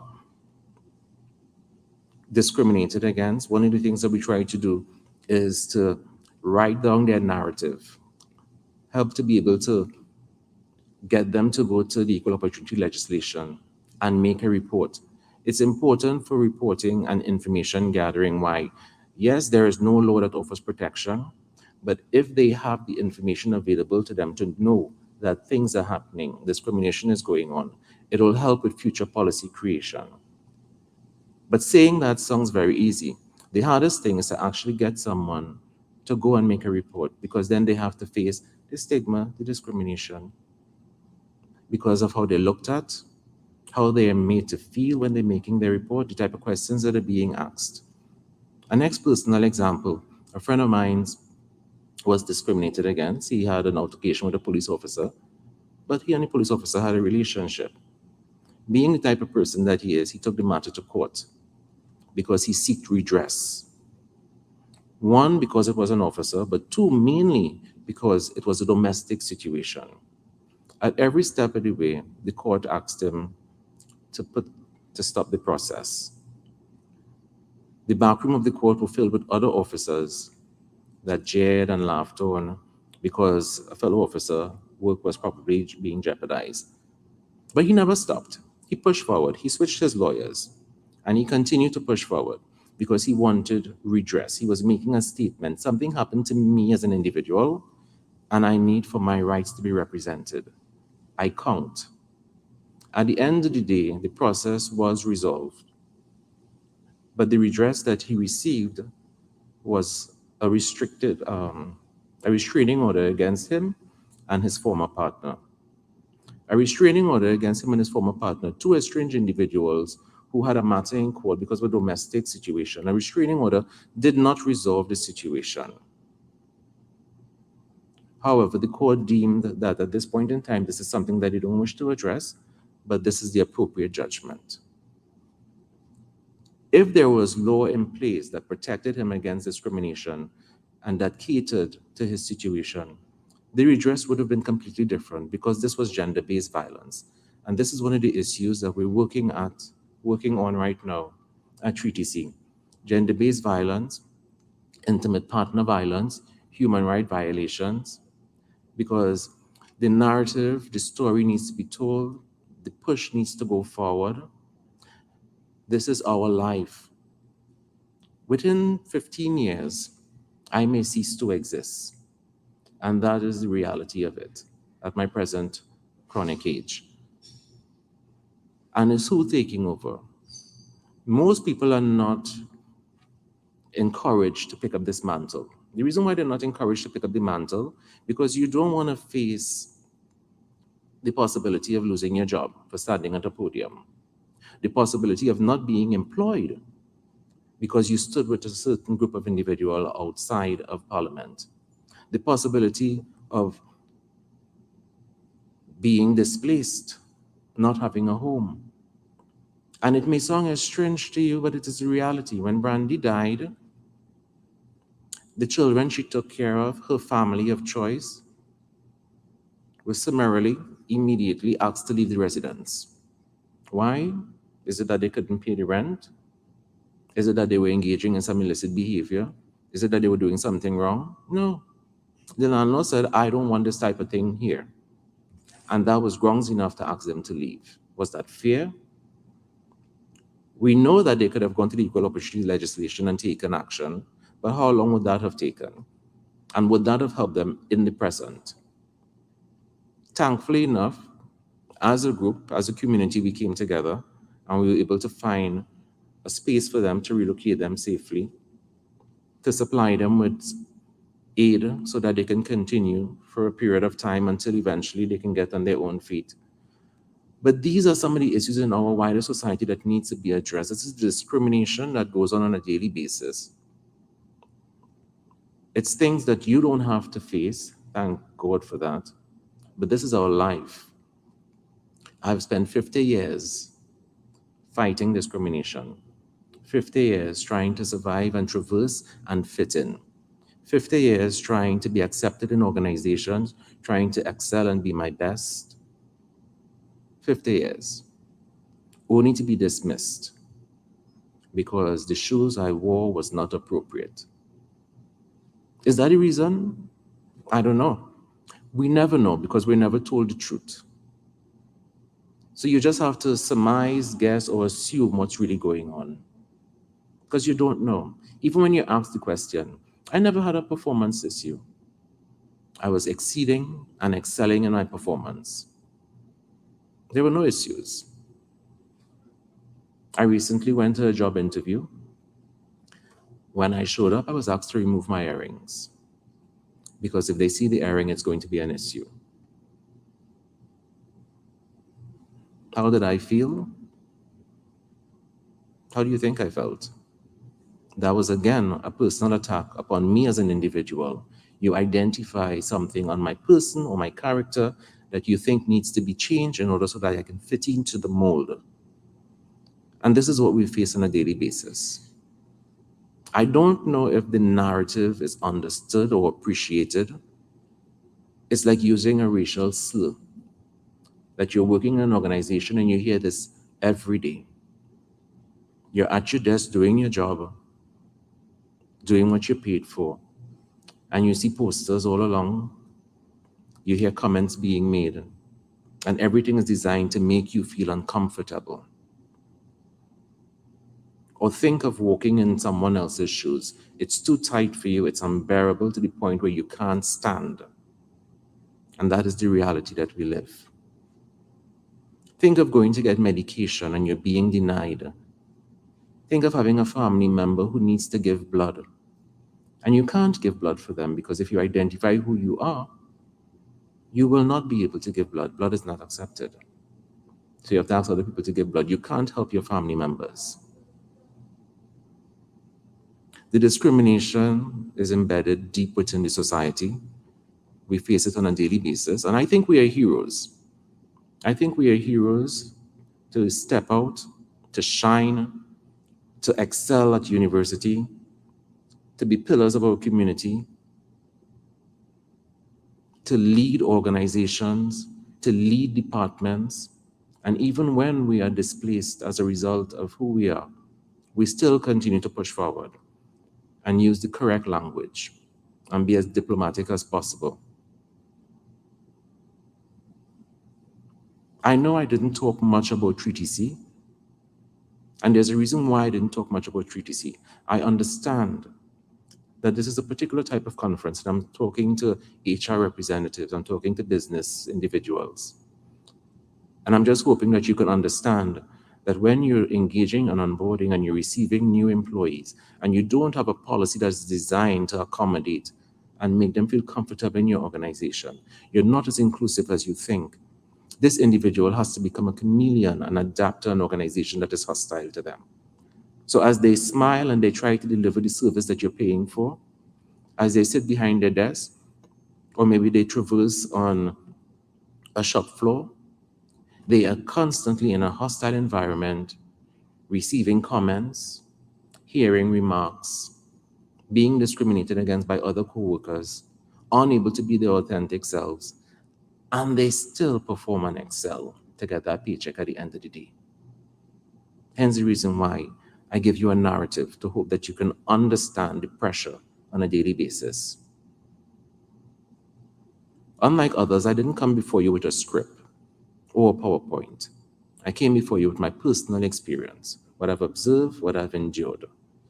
And I hope that as we move forward, we can begin to appreciate what other people from the LGBTQ community endure, and that we can stand with them earnestly to effect policy change. Because you cannot support me unless you can fully appreciate my life story and how difficult it is to traverse in this society. Thank you.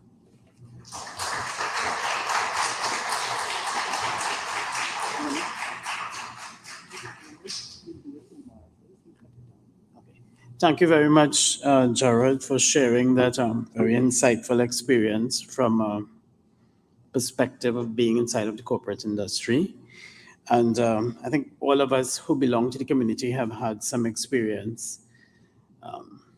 In my case, I remember being sexually harassed and being blamed for it by the very person I was supposed to complain to. I was working in an international organization, and the gentleman came and was inappropriate with me and I complained. So I went to HR and I said, well, you know, this gentleman was inappropriate. And the response I got was, well, what did you do?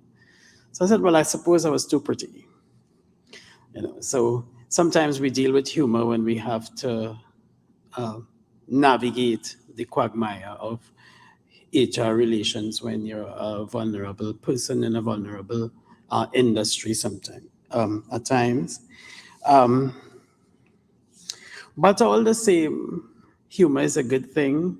And I would like to encourage you, if you are in your advocacy for LGBTQ, let's not make everything very serious and depressing all the time. A little bit of humor helps. It helps to make people who feel uncomfortable in uncomfortable spaces welcomed. So yes, it's okay sometimes to make jokes about the community, just as long as the jokes are not offensive, you know, about behaviors and so. So as Jared said, shoes. I was reading a little quip and it said, a gay man and a lesbian is looking at this guy walking, and the gay guy says, That is one hot man. And then the lesbian said, I don't think so.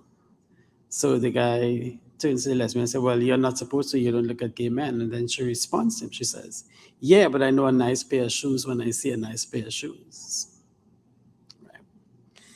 So anyway, we would like you all to take part in another poll.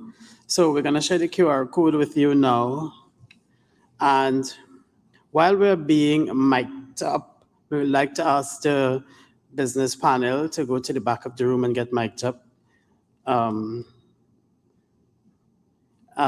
for the presentation. And while they're being mic'd up, I want to invite our next speaker, Mr. Umar Mohammed. He's from KAISO, and KAISO has been doing a lot of work advocating for the workplace policy, which is groundbreaking in Trinidad and Tobago, because we now have a document that actually is a guideline that tells you how you are to deal with diversity and inclusion in the workplace so that you don't have to reinvent the wheel. So a little bit about Umar Mohammed. Umar is the director of KAISO Sex and Gender Justice since 2018 and works closely on the development of LGBTQI workplace model policy development and related initiatives. Prior to this, he worked with UNESCO for several years, primarily on national and regional efforts. And I remember working with Umar on that because at the UNESCO, he and the office that I worked for had a close working relationship. So that's where I familiarized myself with him. During his stint at UNESCO, he was involved with the Global Program on Inclusion, Bullying, and School Violence. And he's also currently the Chief Executive Officer of the Cropper Foundation, which is also close to my heart because I'm big on climate change and climate activism. And the Cropper Foundation, for those of you who may not know, is a leading Caribbean technical non-profit advancing organization advancing sustainability in the region. So Omar, while people are getting mic'd up, please welcome.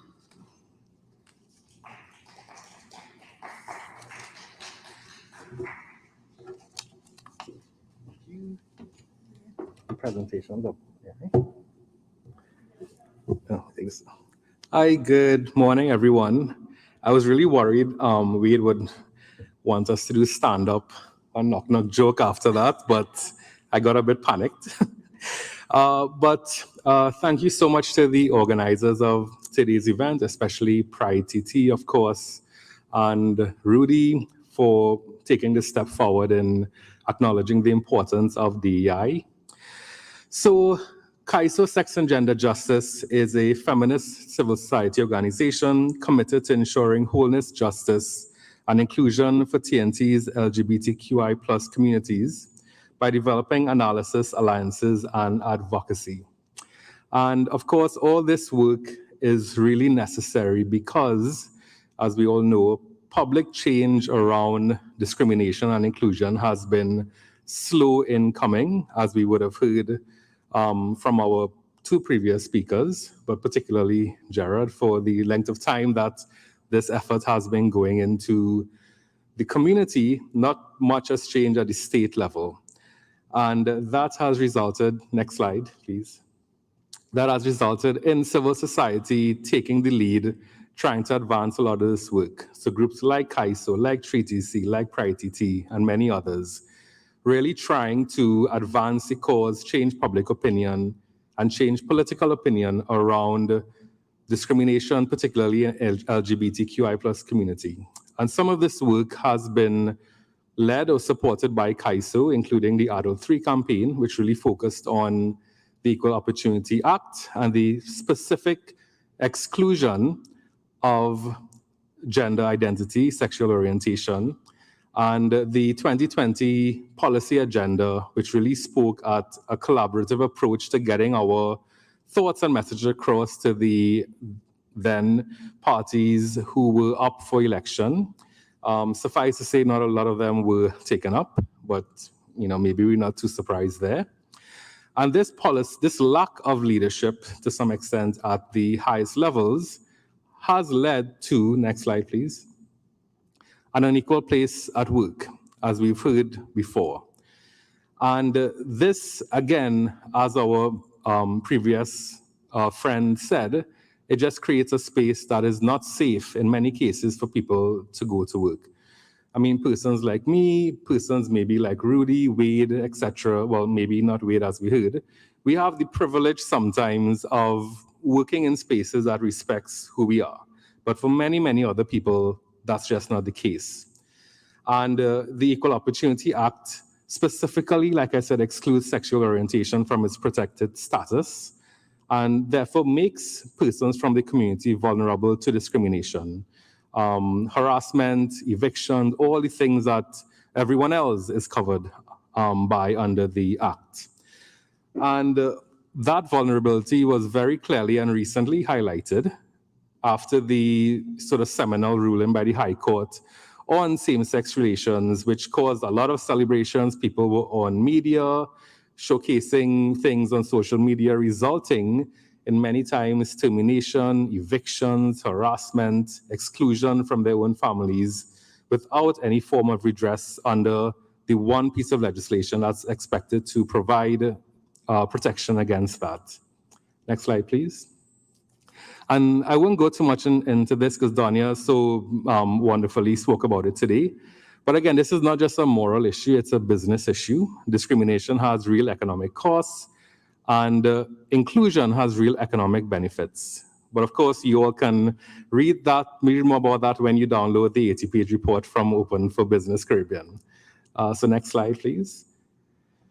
So with this moral and business issue, CAISO, along with some key business partners, decided to express business leadership towards more inclusive Trinidad and Tobago. And of course, as we know, like in my own day-to-day work in the environment, business has really stepped up where many states have failed to do so.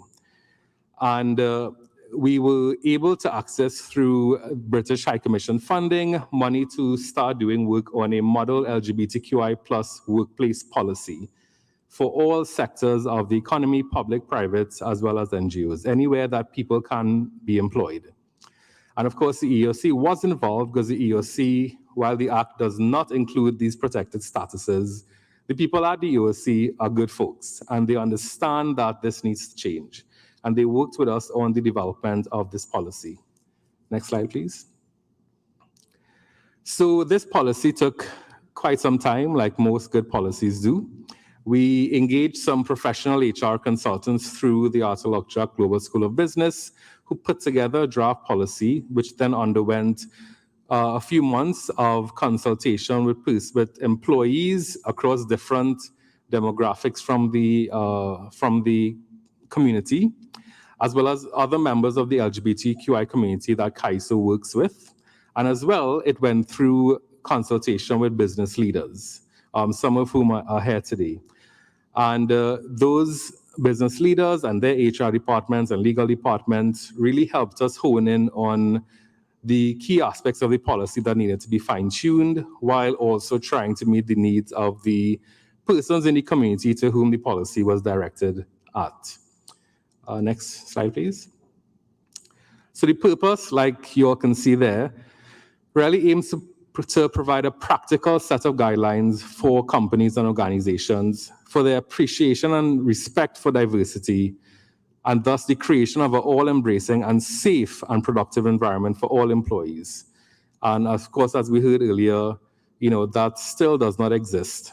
And therefore, it offers workplaces, small and large, who wish to take those steps to express their leadership as business. It provides them now a working document that they can implement in their own particular context to expand their inclusion of human rights in their day-to-day work. Next slide, please. And of course, the policy, like any other policy, has some very key objectives. One of the primary aims is to reduce the prejudicial treatment of LGBTQI+ employees or applicants for work, so not just employees. Anybody that enters the context of your business should be appreciated for who they are. An awareness and appreciation of workplace diversity by everyone within that business, including sensitivity to LGBTQI plus issues among all employees. And like we heard, that includes everything from mannerisms to how they dress, the pronouns that they might choose to use. And of course, very relatable to this DEI conference, the last objective is really for all organizations in TNT as socially responsible actors to develop and maintain practices for creating safe and inclusive workplace cultures. Next slide. And again, these are just some of the key sections of the policy. So we've tried, of course, to make it as comprehensive as possible. We've reflected on existing legislation, as well as the gaps therein in some of that legislation. We've tried to delve deeper into practical steps for issues such as official names and pronouns. So for example, if somebody says their name is X, their name on their ID should be X, if that's what they prefer to be addressed as. Transitioning on the job, sex segregation job assignment, which we all know it's a feature of job vacancies and advertisements, where in many cases it might not necessarily be applicable. Also providing practical guidelines on how to set up diversity allied groups and champions within your organization to support the persons within your organization who may be members of the community, or of course as just socially responsible business practices. And of course, we have, like anything else, this is a very fluid landscape. So we've tried to provide key definitions to help persons who may be sort of not new to human rights, but new to some of the language that may be necessary. And just to note that the policy itself is a living document. It's not going to be updated or updated on a regular basis, but as terms change and the language evolves, so too with the policy. Next slide. And of course, we launched last year and we had some early policy champions who really stepped up to early recognize that this is an issue that they care about. And I know we have some here today. I know I saw Nirad Amcham, and I'm sure we have representatives from some of these other groups. And those groups really gave us a lot of support at the launch of it, really helped us to show that this is a credible document and to help us be able to bring on other persons subsequent to that. So we really wanted to pay particular attention and thanks to these groups. Next slide. This is just an example of some of the recognition that we pay to the champions. Next slide again, and then you can move on to the other. So this policy exists right now, and again, with support from the High Commissioner of the UK, we are actually going to be starting some ongoing work around the policy, which includes free training workshops for 50 micro and small enterprises, as well as NGOs, on how to implement the model workplace policy over the next maybe month or so, maybe a month and a half.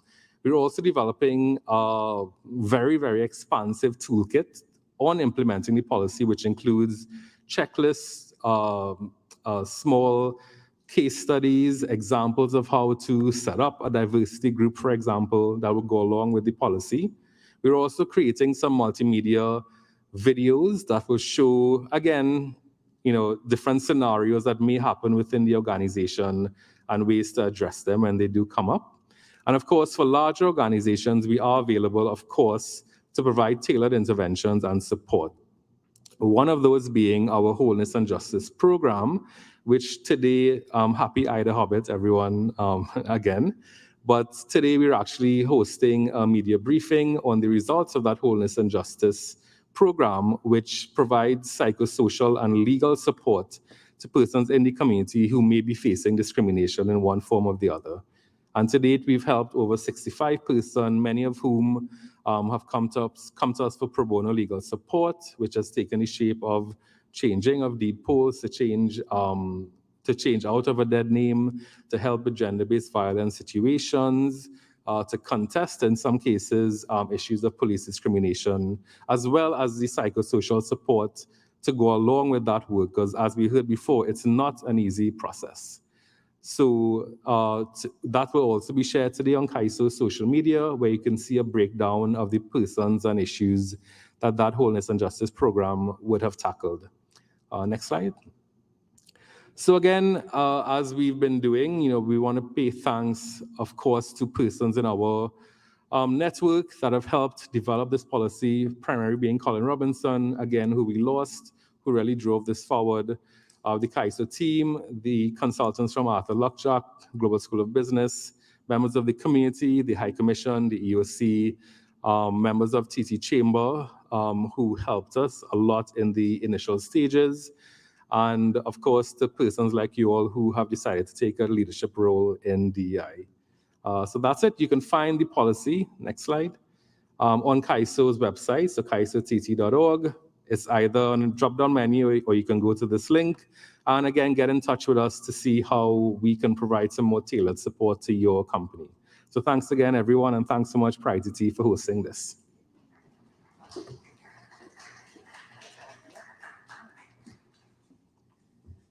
Thank you very much, Omar, and thank you for doing it so concisely and still very informative.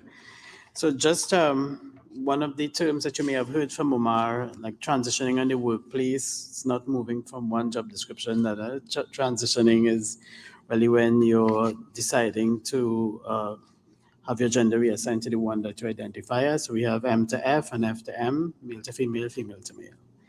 All right, so we're going to move on next to the panel discussion and invite the members of the business panel to come up. But before we do that, let me introduce to you one of the members of the panel again, Rudy Hanamji. Rudy has had 20 plus years of experience in marketing and public relations and communications, and over 10 of those in entrepreneurship, business development, strategy, and innovation, and national policy projects development, and sustainable community development. And his experience transcends across ICT, tourism, creative industries, financial services, and saving the world from an apocalypse. In former portfolios, he has positioned Trinidad and Tobago's brand globally as a preferred location for foreign direct investment. And he recently has joined EY Caribbean as the Senior Manager Business Development, where he co-leads expansion efforts into Guyana, Jamaica, and Suriname with a focus on environmental, social, governance, sustainability. So, Rudy, if you could please come up now. Thank you very much. Thank you, Wade. Yes. We only do as much as we can. So, ladies and gentlemen, I would like to now introduce our panelists to you, and I want to thank them very much for taking the time to join us today. First, I would like to welcome, of course, Therese White. Therese has extensive experience of strategic human resource management, organizational transformation, and change management. She joined Answer Group's parent board of directors on June 15, 2007, as a non-executive director, and in January 2011, she assumed the executive role of Group HR Director. Therese, could you please join me on stage?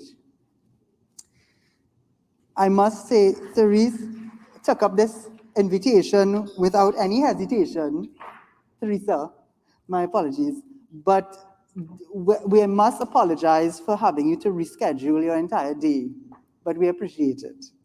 I would now like to invite Nirad Tiwari, again, no stranger to many of you. Nirad, of course, was the former CEO of the TTCSI, but now he is the CEO of the American Chamber of Commerce, and he has 25 years of experience in media, communications, management, education, and international relations. Nirad, thank you very much for, again, taking your time to join us today. Next up, I would like to invite Rhonda O'Neill. Rhonda has, again, another representative of an organization that has been partnering with PrideTT for the last year.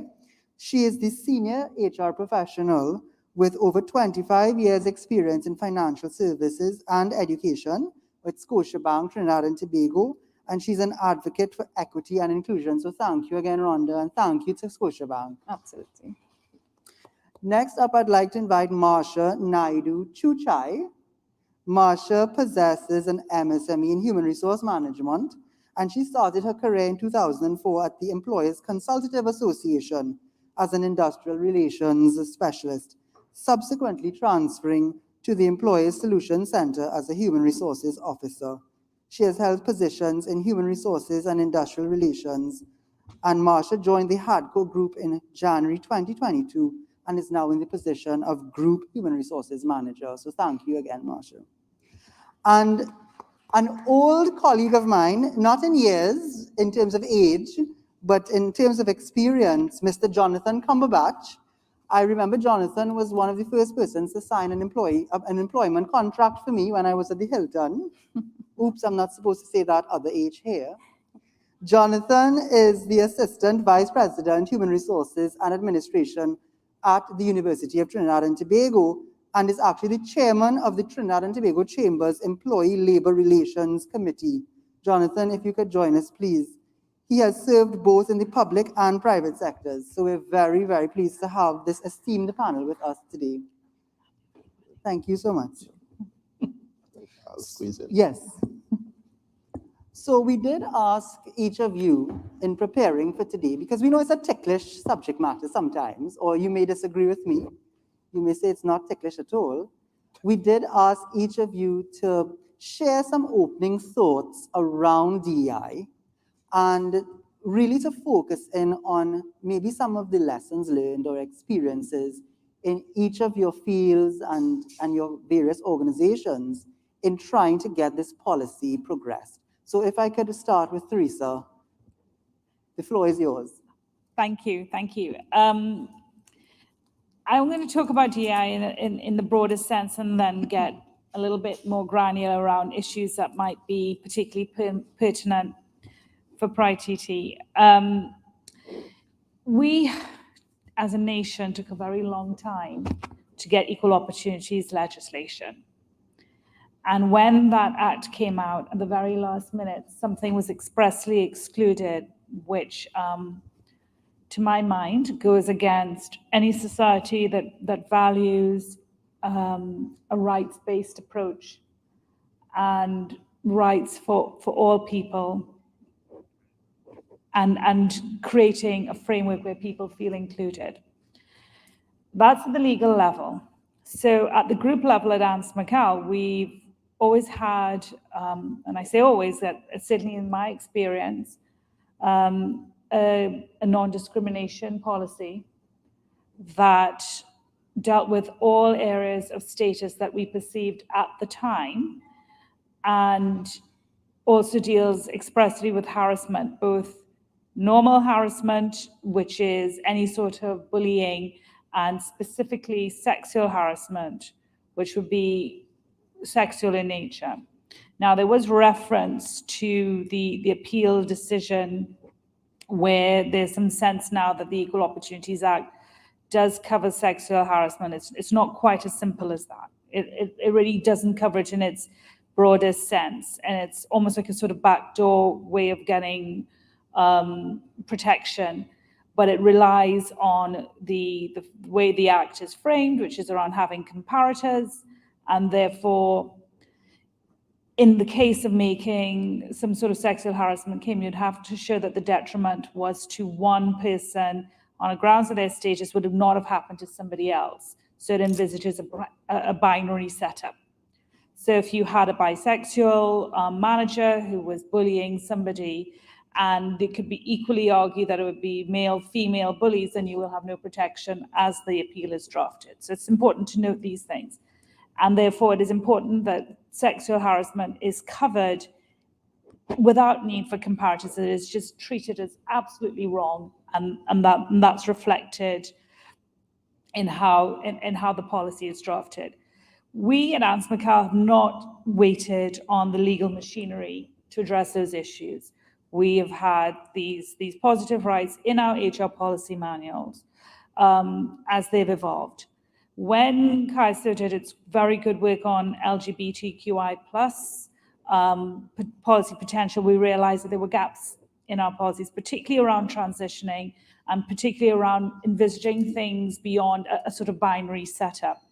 And we were able, and what's good about being a local regional employer is that we were able to make these changes quite quickly, and we updated our framework.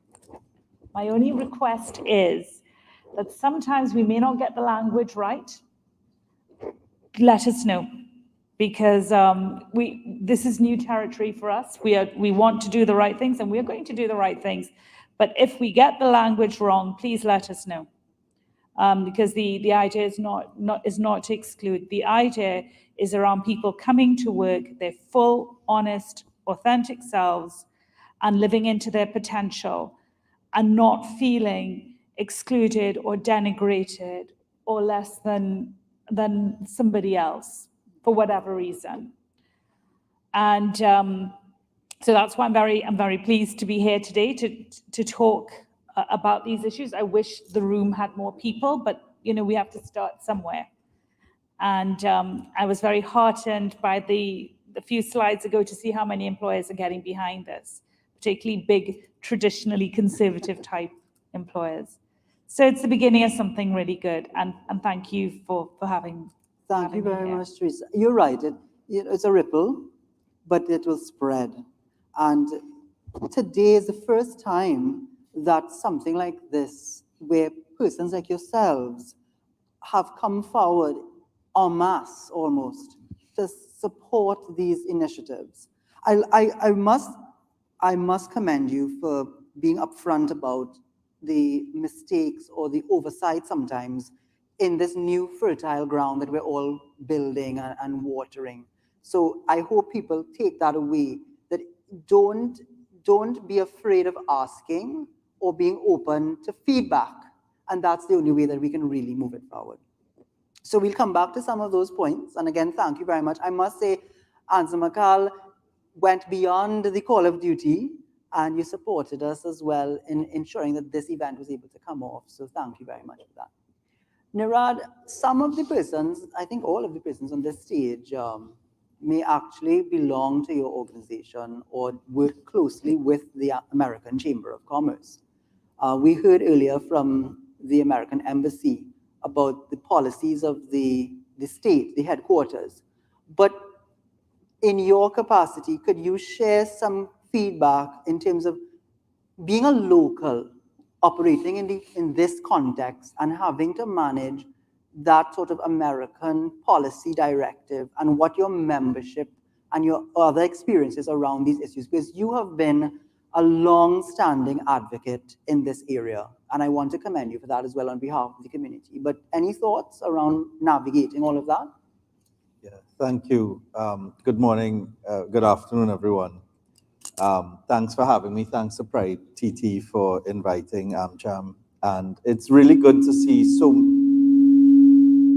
so many different organizations. In fact, that's what started AmCham's advocacy. It was a joint effort of CAISO, Silver Lining, and I think two other groups that came to us to present back in 2004, 2005, a list of issues. But before I get into that, I just want to ask in advance for an apology.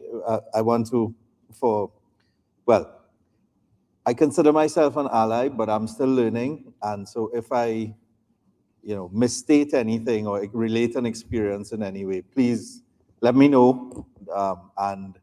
I'm asking your permission. I asked Rudy in advance if it would be okay to use queer as the collective pronoun. The council granted approval. Okay. So Rudy's head of the council, protecting us from the apocalypse, right? In addition, yeah. So yeah, our advocacy and my own advocacy started a long time ago. I mean, I'm here as CEO of AmCham. I'm not here as Neeraj Tiwari. The organization is behind this. And before we made our public statement in 2005, calling for the expansion of the Equal Opportunities Act to cover issues of gender identity and sexual orientation, it was unanimously approved after discussion at a board meeting. Subsequent to that statement, we did a survey of our membership back then, and 85% of our members supported the statement. Back then, I suspect it's increased now, we just haven't done an updated survey. We are the only chamber to have signed on to CAISO's LGBTQI in the workplace policy. And we are encouraging members to work with it. I'm also proud to say that we practice what we preach. And to us, that's what's important, to show up. Because, and I'll relate some examples where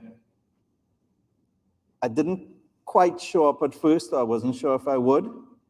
And this is something that I think as allies, as people who are not living the experience, we have to force ourselves to introspect and to be more conscious of, and to acknowledge when we get it wrong and ask for help, right? So one of PrideTT's directors is employed with AmCham, Trinidad and Tobago.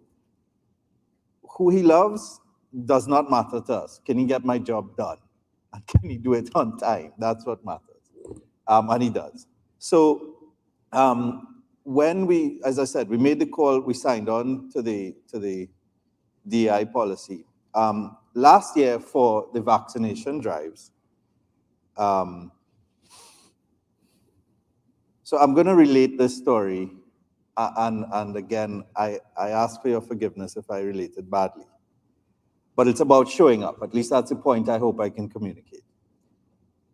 A friend put me in touch with someone who was transitioning and as an artist, because we wanted to do some artwork. They take the Jab Jab campaign is a campaign that we conceptualized. Well, she conceptualized for us, and we went on with it. But I knew her prior, and I'd worked with her prior. So it was a little surprising because I didn't know. I mean, we hadn't been in touch and whatever. So, I mean, it wasn't an issue. Of course, we just wanted the artwork done. She's good at what she does. She gets it done.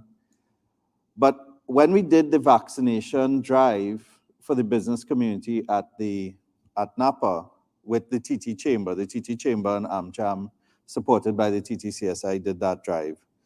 She volunteered to do a mural. And it was a beautiful mural, right? And she said she's coming to do this for the children because they had gotten the vaccines for the 12 and overs, and she wanted the children to have beauty when they came in, because it's scary. Not everybody likes needles and so on. So she did it, but we didn't want to waste it. So we offered it to the Ministry of Education after, and they accepted immediately. And I'd like to think that this is an overall positive story.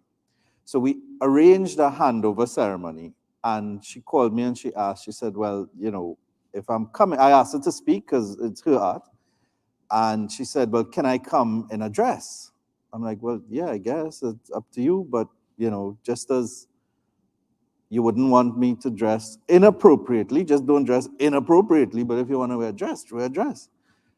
And the battle I had with myself for a while was, do I call the ministry and say, look, heads up, this is what's going to, this is what to expect.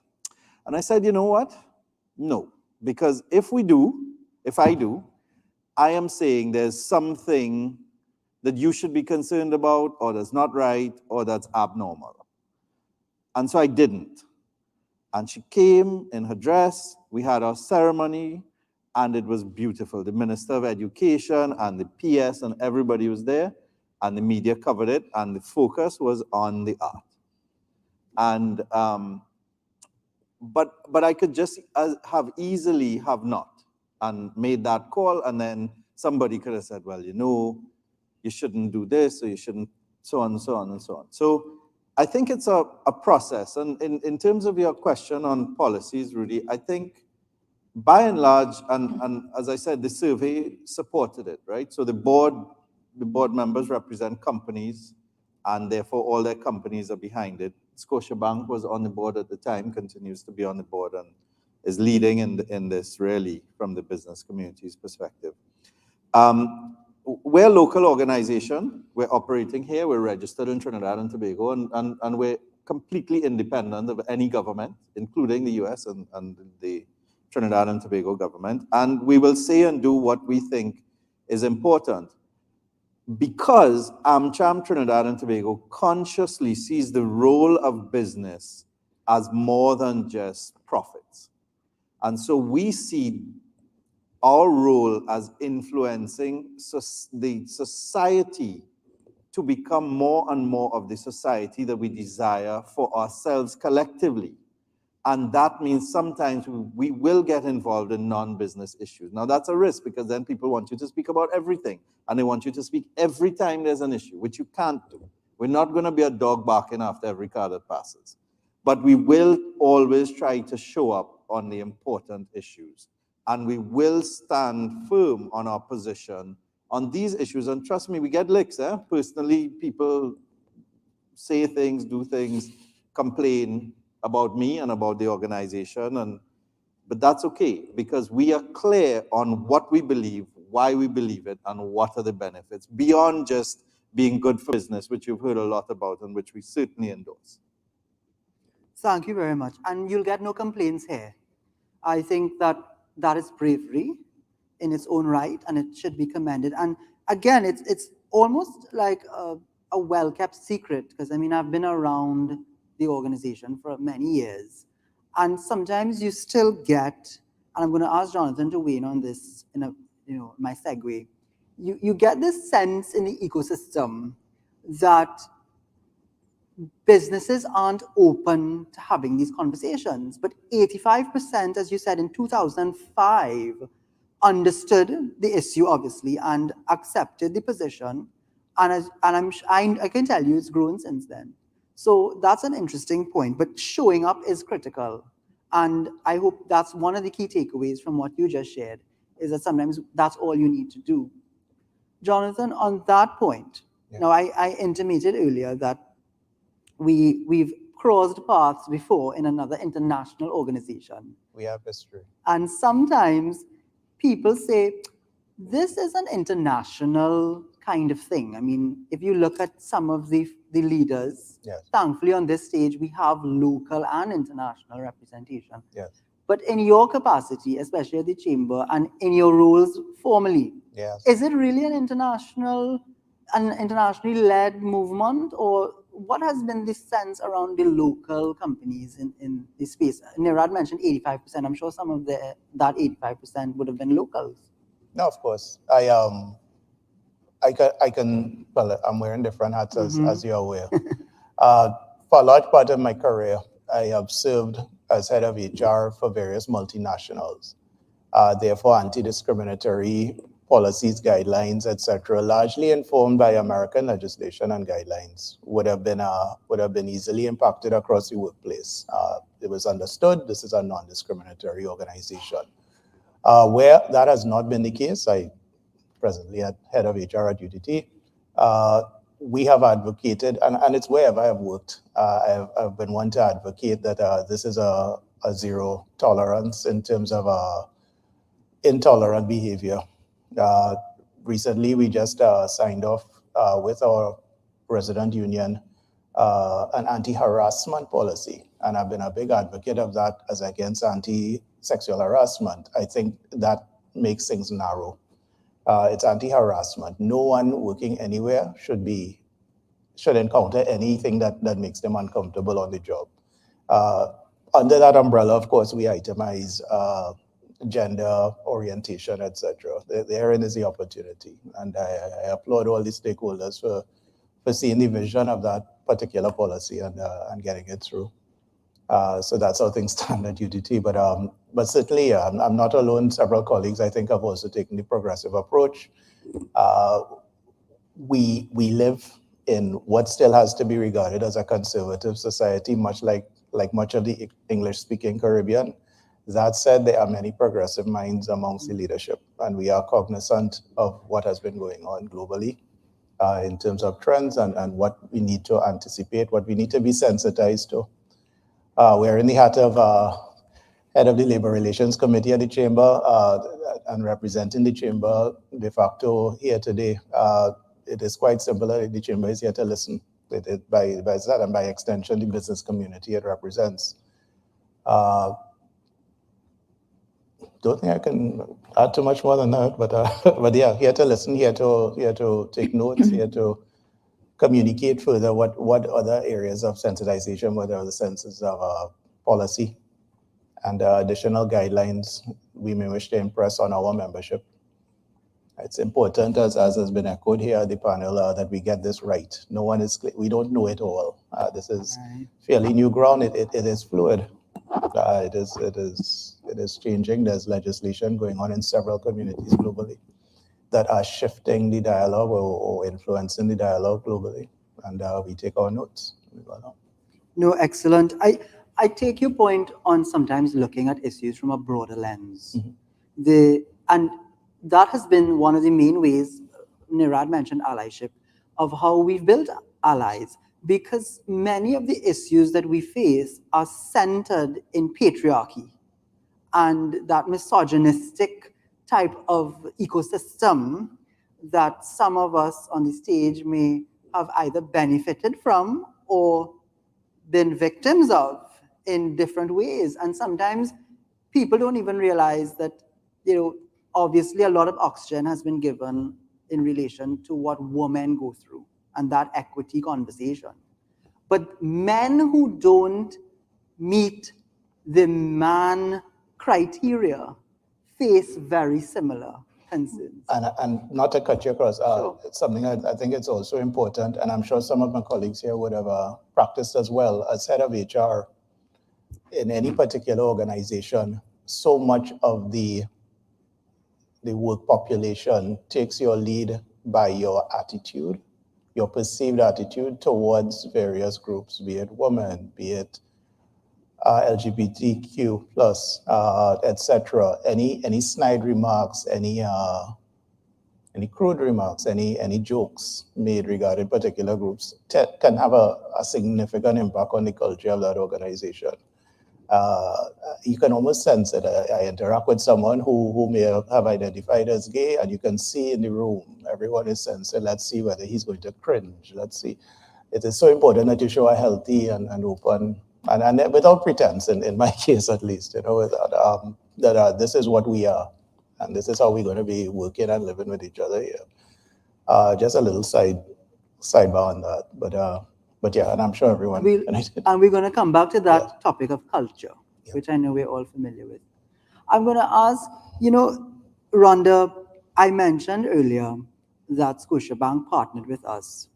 What I didn't underscore was that bold statement that was made a couple of months ago, which it's interesting, right? Because we're talking about how open certain segments of the society can be, especially business leaders or businesses. But when Scotia made the policy, maybe I'll let you talk a little bit about exactly what you all did and what led to that. There was almost like a hush in the society. People were waiting for the backlash. And from what I can tell, there was none. But share with us your Scotia's journey to making that statement in the local context and what may have come out of it or not. Sure thing, Rudy, and good afternoon, everyone. Thank you for inviting us again.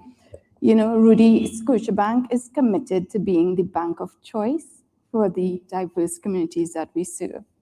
And we focus on three key areas: our customers, our employees, and the community. For our customers, we want to ensure we offer products and services that are free from bias. We want to ensure that our marketing, our procurement processes all represent the communities that we serve. For our employees, we ensure that they have a sense of belonging.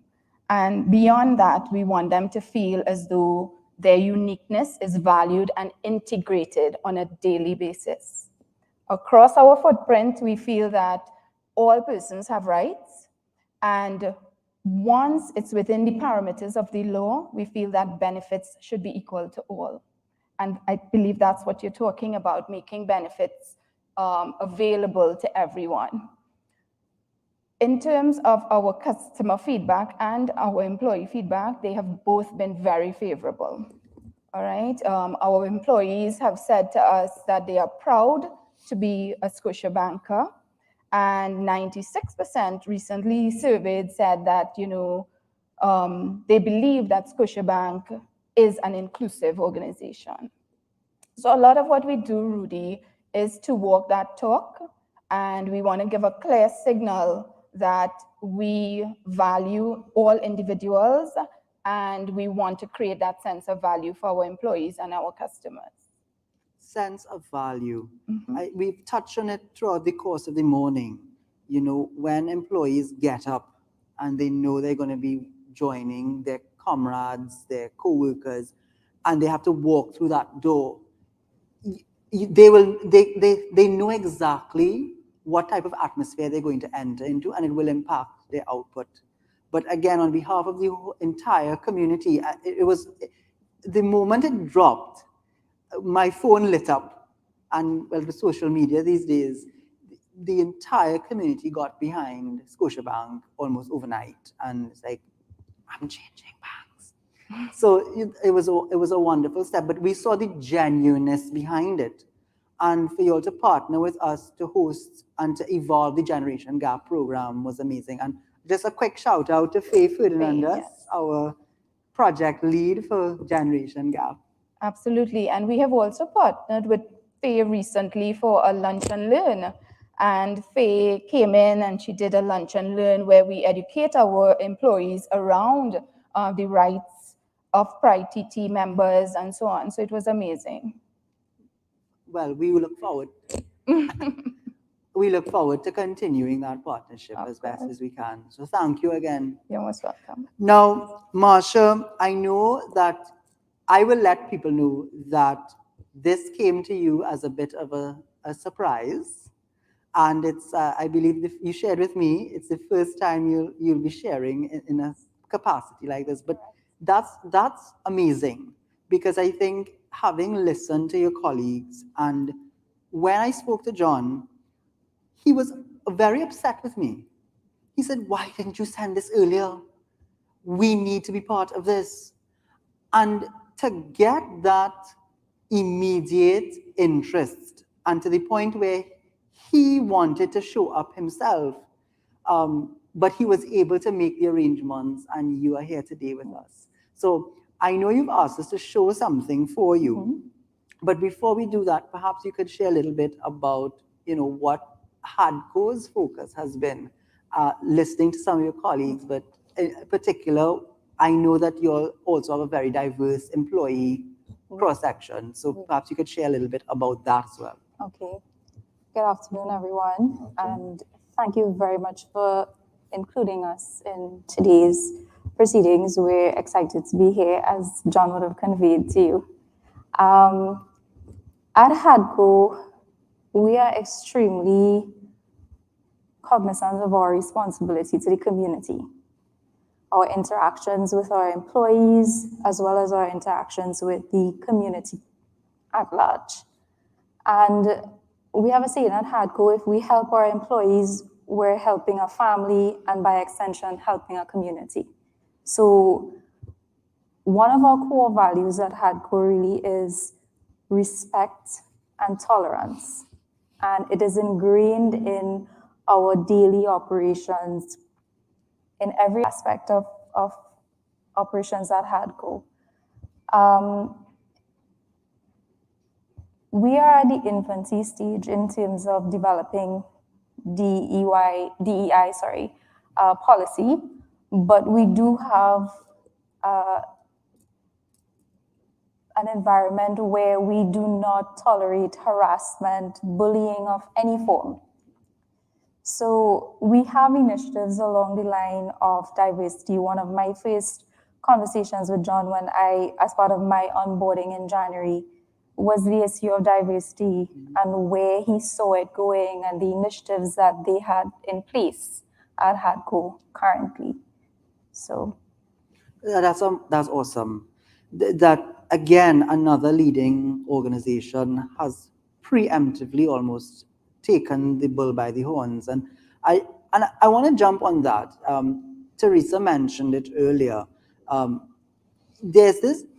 Sometimes people wait for government policy to kick in, but we know that legislation in and of itself does not solve problems. We have a lot of laws in Trinidad and Tobago, yet we still have some challenges that we read about in the newspapers.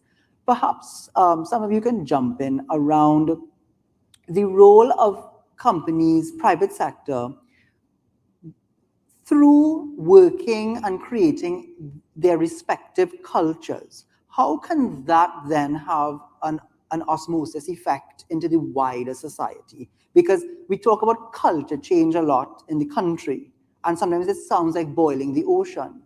But maybe some thoughts on, what your roles are and how you think that companies, if more companies get on board, we can have a better society overall. Ladies first. Okay.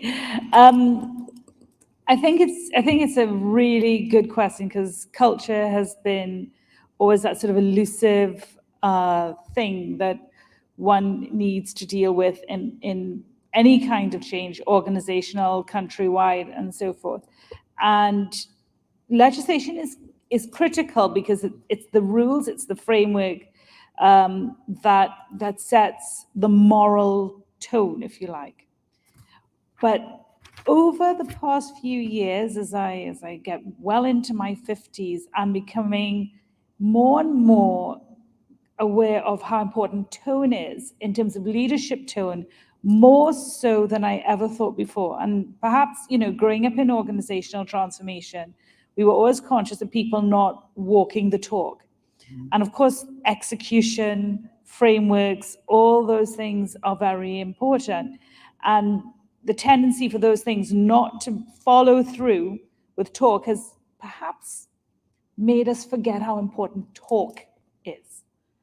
And the words and the language that we use in setting a tone.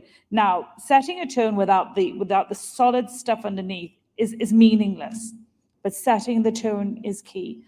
And I think in the recent past, there are two sets of tone setting that have been really quite jarring in one way and highly positive in another. So I want to start with the negative. When we have looked at what's happening in the US and in the UK as well, in terms of basic right outcomes, and I mean right as in good, as not right as in what part of the spectrum you're sitting on politically, where leadership tone has set the most awful, and I'm speaking as an individual, not Franz McCann, but to my mind, some really awful things around human rights and around refugee rights, and that has perhaps led to a narrowing of minds and hearts. And this is me speaking as Teresa individually. I'm very keen to establish. But then we've also seen where setting the right tone has had amazing results. And I look to leaders in the Commonwealth, Jacinda Ardern, what she's done in New Zealand. I think when there was that hate crime, she didn't name the perpetrator. She didn't put it down to a religious issue. She made it an aberration, and that allowed people across the country to come together to say that this is really a very bad thing and a very wrong thing, and people in their own culturally right ways.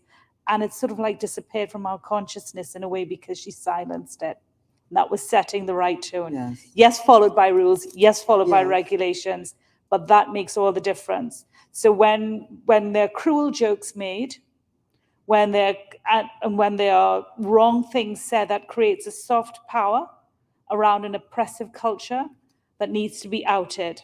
And I use the word outed literally, not making people come out of a closet where they feel uncomfortable, but outed that this is what you're doing and this is wrong, and let's understand it. And that's why I said, earlier, because sometimes unwittingly we may not get the right language. I'm not gay myself, and I want to make sure that I do it right. So if there is something that shows a lack of understanding, knowledge, appreciation, please let us know, because we want to do the right thing and not to alienate and hurt people along the way. Thank you. Sure. I just want to amplify Teresa's point and the great example she used of Ms. Ardern in New Zealand. And apart from tone and, of course, the subsequent granular legislation, etc., that is required, and it was multiple. It was about hate crimes, ammunition, etc. in New Zealand. The symbolism in that I believe she wore her hijab and approached the community inside, and that's a message about leadership globally, not just New Zealand. And something she has repeated since time. She remains, I think, one of the preeminent leaders of this 21st century to date. Symbolism, I'm using the symbolism to bring it into what I'm adding here in terms of what we're doing here is symbolic today. And I think I would have approached you about getting images out. Yes. Something you mentioned, social media being what it is. There was a time where corporations would adopt policies or ways, etc., and hope to get it out in the newspapers and in print. So social media, and that is a broad term. It means WhatsApp, it means LinkedIn, Facebook, and many other platforms, which I'm sure I'm now too old to keep a grip on. But they have long since now gone past standard print media. It is so important to get symbolism of certain gestures out there when a corporate entity does X or Y. It goes without saying. I think it's almost a specialized job now for someone to have that media expertise. When they say media, it's no longer print. It's all these different type of channels. To your question about corporate impact regarding the culture, it is in these efforts. And that's a diligent effort that is required. It is, as I said, a new discipline, a new skill, but these are the things that can impact. Person seeing myself here today and advocating for, etc., that's going to have an impact. Or any one person here sitting here, it's going to have an impact on our particular circles. Yes. Nira, Jonathan mentioned the transition over the years in terms of media and presence and messaging. Everyone knows your background in that regard.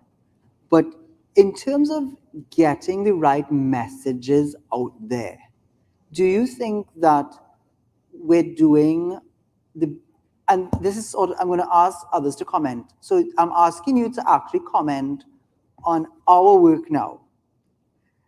Do you think that we are effective enough in messaging ourselves and for ourselves and on the issues that we are talking about? Because sometimes we're looking at the allies, but I put you a little bit on the spot there. But yeah, I mean, talk about dropping me in a minefield and telling me, go. Look, media and communication is something that whatever we're trying to communicate, we will get it right sometimes and we'll get it wrong sometimes. Hopefully more often right than wrong. I'd say a couple of things. I mean, so not everybody with whom I've worked on media strategy agrees with this, but my view on media strategy is it is better to over time and cumulatively be on page 6 and 17 and whatever with positive messages than sometimes on page 1 with negative messages. So some people feel if you don't hit page 1, you've not achieved anything, right? I believe the power of a cumulative strategy and a long view. And I think for most of you in this room, whether you agree with that or not, your reality is you've had to play a long game, right? In terms of influencing change. So I think that's the first thing. And if you see it contextually like that, I think it influences your strategy. And I mean, messaging changes over time. I think to link it to your previous question, Rudy, I think these conversations are really important. Mm-hmm. These conversations, when we commemorate the declassification of homosexuality as a mental disease and reminding ourselves why we are here and teaching people like me who would not have, it wouldn't have been on my radar if somebody didn't say Ida Hobbit is a thing. And then I say, well, what is Ida Hobbit? Why is it important?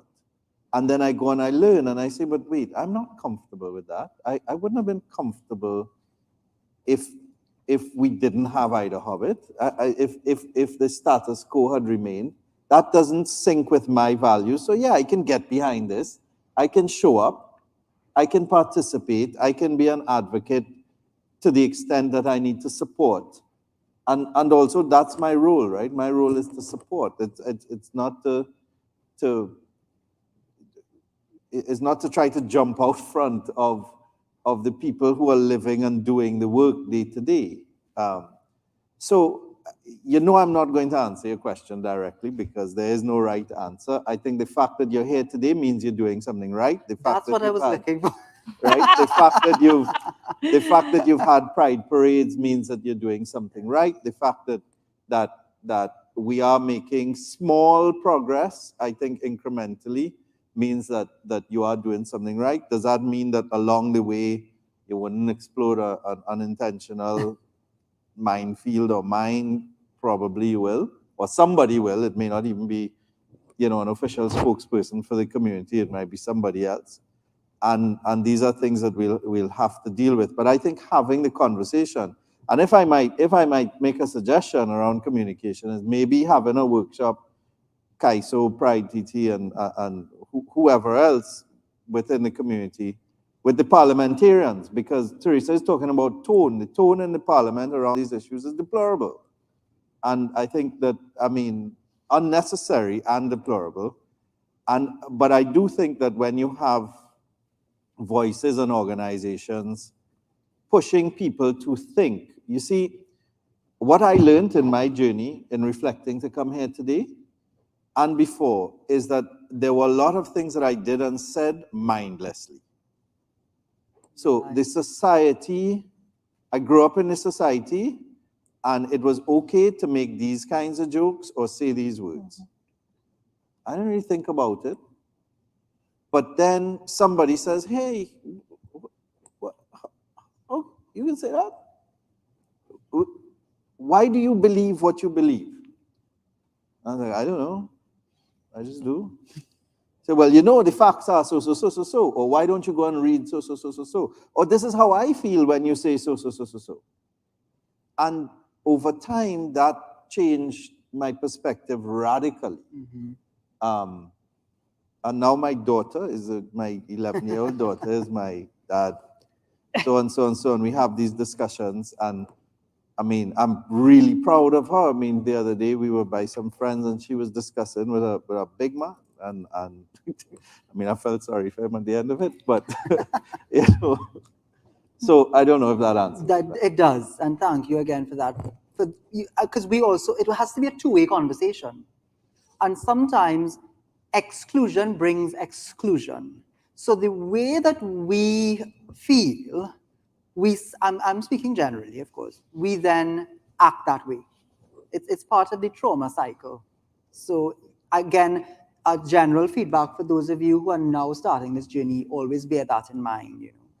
And speaking of infancy and now starting this journey, so some of the persons attending today are at a similar stage as Hadco. But we've spoken, obviously there's leadership, but would you be able to share a little bit, Marcia, about what has your approach been to get it structured, start having the conversations, and really framing the issue? And maybe that would help them as well get along a little faster. Right. So yes, we're at the infancy stage in terms of policy development. But I can share with you that we do have initiatives around diversity that are already in place. For example, in August of 2021, we started offering, or rather including, recognizing same-sex couples under our medical plan. So that is now a benefit that's being offered to all employees at Hadco currently. Has the response been overwhelming from the employees? Not entirely, and I think that there's still that conversation around the level of comfort and fear that is still there, that we are working on, and we are trying to create that safe, comfortable environment for all employees to work within. I just want to touch on something that you shared in your presentation, and you spoke to the issue of support. And you shared that you had a pretty strong support system. And as we know, many persons within the community do not have that support system. HADCO has a very robust EAP program, which isn't the traditional EAP. It's not structured in the traditional way. For the past 14 years, we have engaged the services of an industrial and behavioral psychologist. So our employees have access to support. They contact her directly. They do not need to go through the HR department to access the levels of support that is required. So while I say we're at the infancy stage in terms of policy, we do have initiatives and strategies that are already in place. Yeah. Excellent point. And sometimes companies don't necessarily, I suppose they don't see the need to broadcast a lot of what they're doing internally. But as Nirad said, maybe because of conversations like this, the symbolism, to use Jonathan's word, is sometimes important. And companies, we may need to reach out more and find these stories and work with you all to bring it out, because you touched on a very important point about comfort level. And again, maybe Rhonda, you could touch on this as well, or Jonathan, when you are developing a business case around these types of activities, because we're all business people, or many of us in the room are business people, someone may ask the question, well, we only have one gay person in this firm, because as Nirad intimated, based on your perceptions or what you see or what you know, there's one. But not everyone identifies. It's what we call passing. So is there a conversation around that? Like, well, what are we doing all of this for? Maybe we should just work with that one person. Because I can tell you, in spaces I've worked, we know each other. Now, I might be very open, but even within the workplace, sometimes that person will actually feel uncomfortable speaking with me in the lunchroom because by association. And we talk about it outside of the workplace. But has that sort of counterpoint come up, or the issue around? I know if I can jump in, you're raising an issue that first of all speaks to well, we have to get to the heart of it in terms of HR and the economic focus on any company, in that we're talking about acts of discrimination, which has been touched on in previous presentations, which may lead to one, as I say, excluding to the point of where persons may leave an organization, and I should put in brackets to everything, talented people. You run the risk of talented people leaving because they feel hounded out. You run the risk of talented people not even applying to your organization because they feel they may not belong. And ultimately, you run the risk of, and this is long-term, of course, where you're going to gain a reputation as that type of organization that is not seen as a place for inclusion. And there may be many implications to that down the road. I touched on the fact that so often the actions of a head of HR are interpreted by the larger population, and how to act and treat and how to perceive the actual culture of the organization. Too much of it, how would I say? I believe it is critical. The HR function is about creating that perfect resource from the humans in front of it, from the staff in front of it, in terms of our product, ultimately productivity, but also, of course, in terms of some level of harmony and constructive work a constructive work environment that comes from that. It is the antithesis of the HR function to be allowing room or any ground or any culture for discrimination. It can only be seen as anti-productivity, ultimately anti-business. And as I said, apart from the day-to-day civil war that may be going on by those who feel subjugated to it, the organization may well be missing out on genuine talent who just say this place doesn't look like, from what I've heard, it's not a place for people. Yeah, like you preempt. You don't want to be that kind of organization where, yeah, that's the perception out there. Rudy, if I may add, I think creating psychological safety for employees is also very important. So when you create that environment where they're comfortable to be themselves, where they don't feel they have to blend in or pretend to be somebody they're not, then they would be expressive and share their views and so on, right? So I don't know if Faye recalls in our Lunch and Learn, there was a person who came out. She said, you know, I want to say that I am a lesbian. And to some on the call, of course, they're hearing that for the first time. I didn't know that she was. So to your point about you do a policy and it may impact one person, you're right, there may be others. But if you create the psychological safety, then they feel comfortable to be themselves. You know?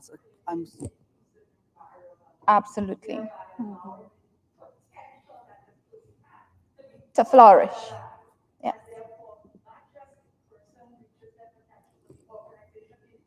That's correct. Yes. And this is all tying into what we've been discussing in terms of tone, symbolism, attitude, policy, guidelines. All of that is what makes to that type of culture. Yeah. Now, we have a lot more that we could talk about, but time is against us, right? And as Teresa said, this is a start. It was meant to be symbolic as well as substantive, because you know, colleagues from other companies are listening to you all. And the stream jumped when this session started. We saw an uptake, right? So thank you for adding your brand equity to ours.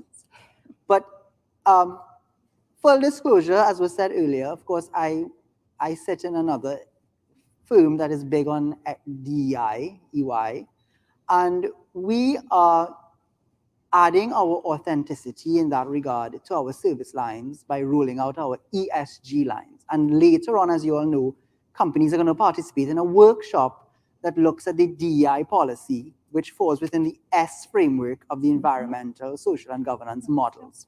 So perhaps to bring this session to a fore, we've spoken a lot about, you know, different aspects of this. Teresa, starting with you, perhaps you could chat a little bit about is answer on that ESG journey, how does this fit in? And, you know, is that a framework that companies could use to probably help them structure their approach to DEI? Yes, yes, and yes. Absolutely. Nirad, any thoughts on? I know. Yeah, well, I'll let you share. Yeah, we are in the process of launching our ESG committee, which would allow companies to share and to learn. We have an ESG toolkit for companies that was done by the UN as a draft, and we're finalizing. So definitely the answer is yes. I just want to correct myself because I keep forgetting. I said 2005. We made our statement in 2015. Sorry, I wasn't an AmCham in 2005. Still. So the answer is yes. And I would just, last comment that I want to make is, one of the things that influenced my thinking around this is reading books by Richard Florida, The Rise of the Creative Class and Creative Cities. Richard Florida is an economist who was based at the U of T. I'm not sure if he's there anymore.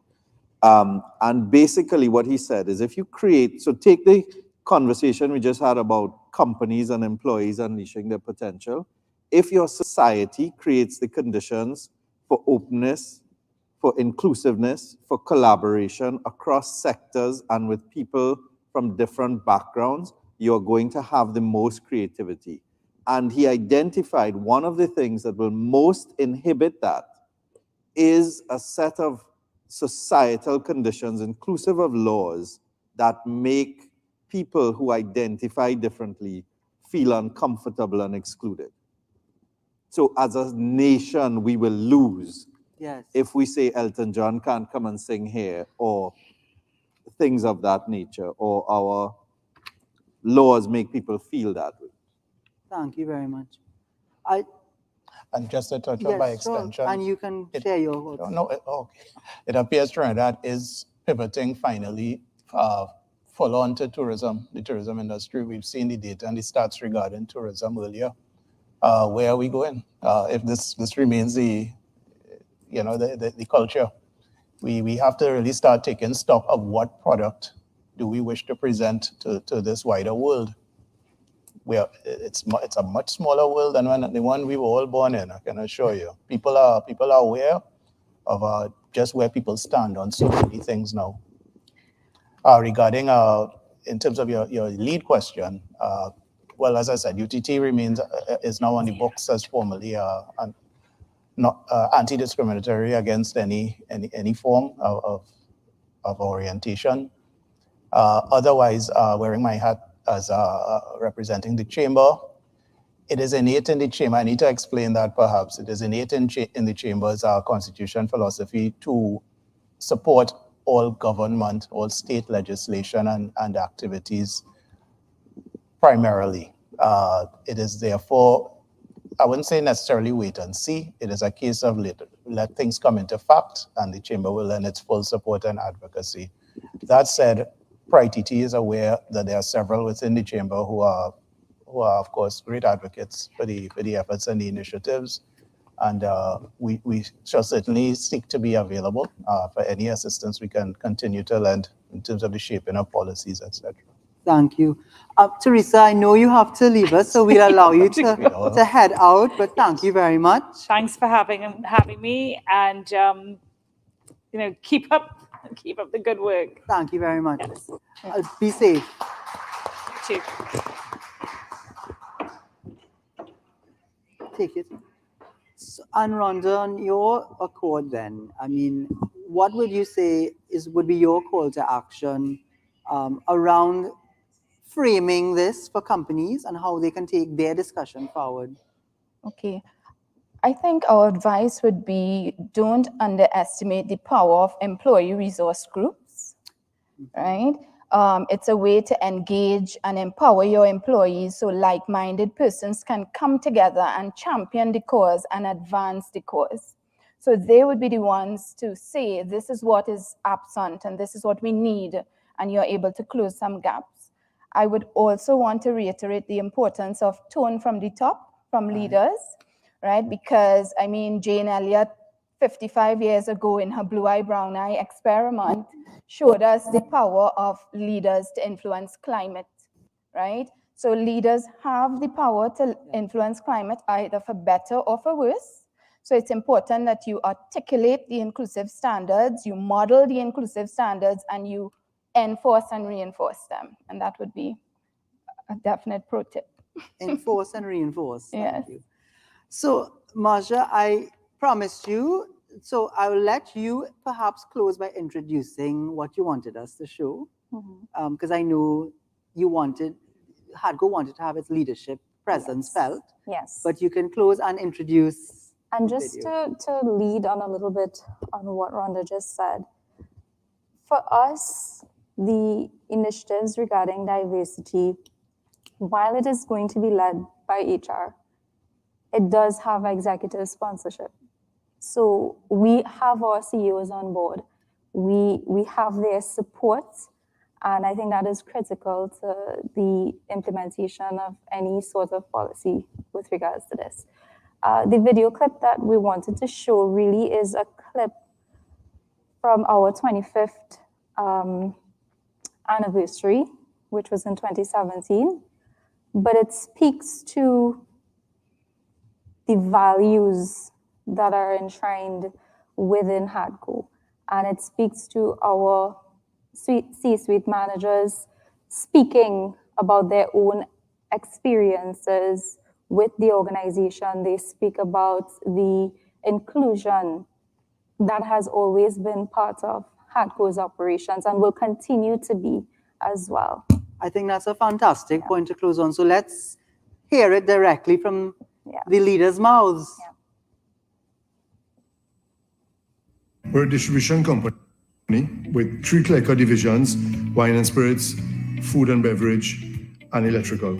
When we first started the business, we didn't really have any illusions of grandeur. As the years went by, we just got very diverse, and it just sort of morphed into what it is today. Back in 2001, HADCO had at least 116 people. Today, the group has 776 employees, so we have grown tremendously, and it has been a ride of a lifetime. The company was born out of total focus on our customers, our relationship with customers, customer service, listening to what the customer wants and then delivering upon that is what we are about. Not only do we pride ourselves with our relationship with customers, our suppliers are companies that we've been dealing with for the last 25 years. Well, one of the things that Hatco is known for, it's its 24-hour delivery.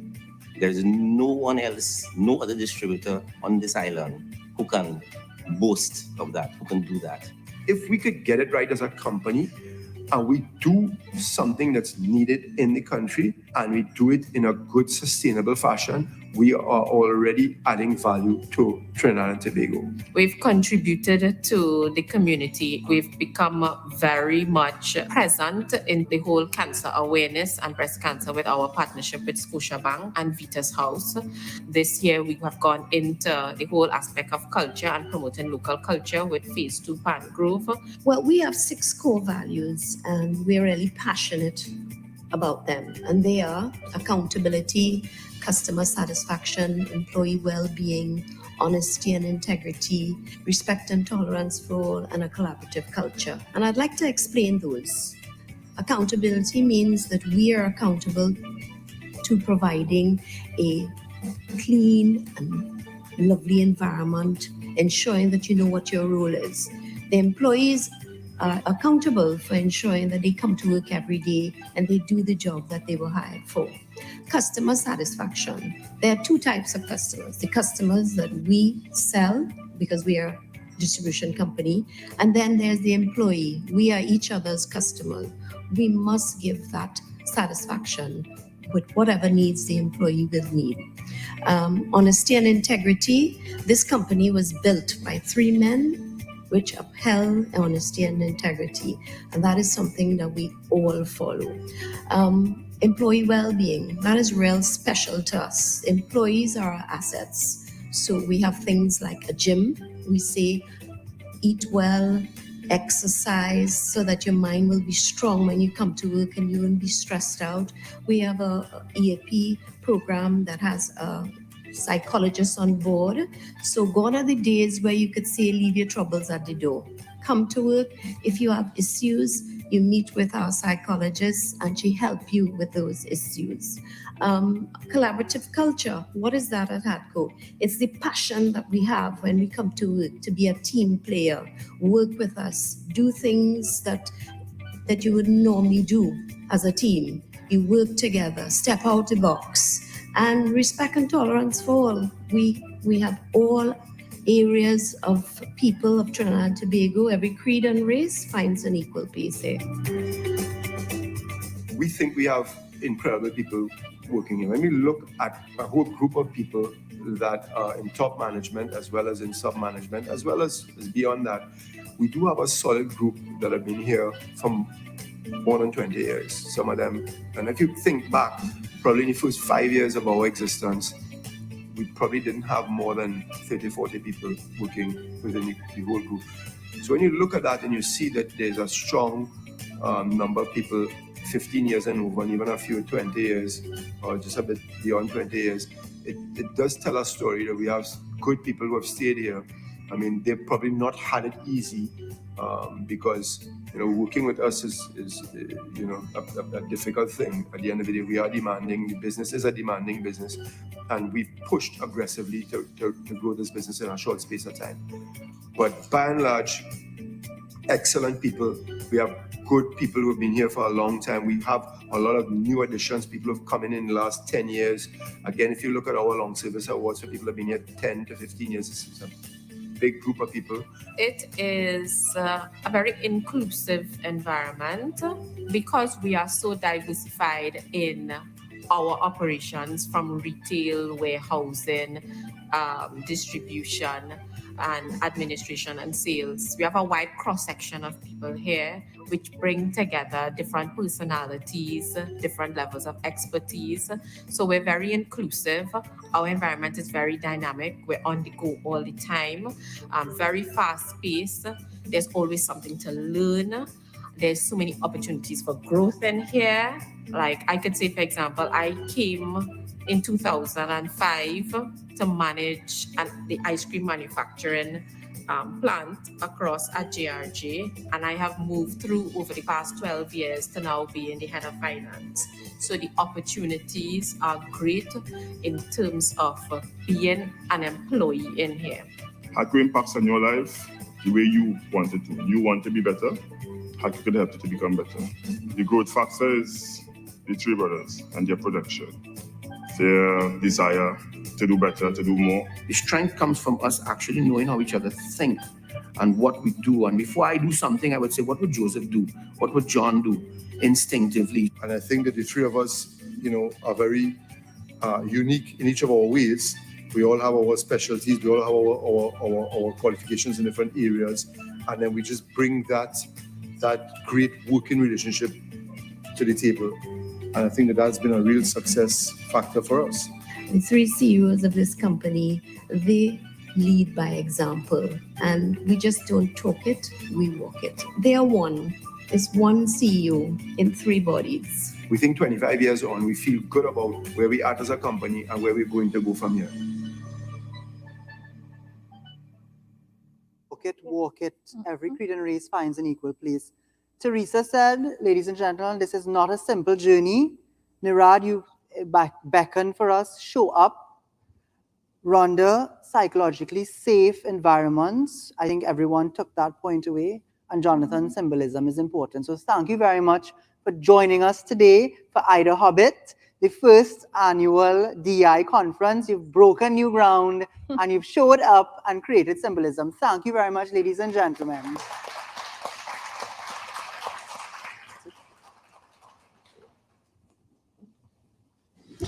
All right, so ladies and gentlemen, in the spirit of mental health and mental wellness and safe psychological spaces, let's have lunch.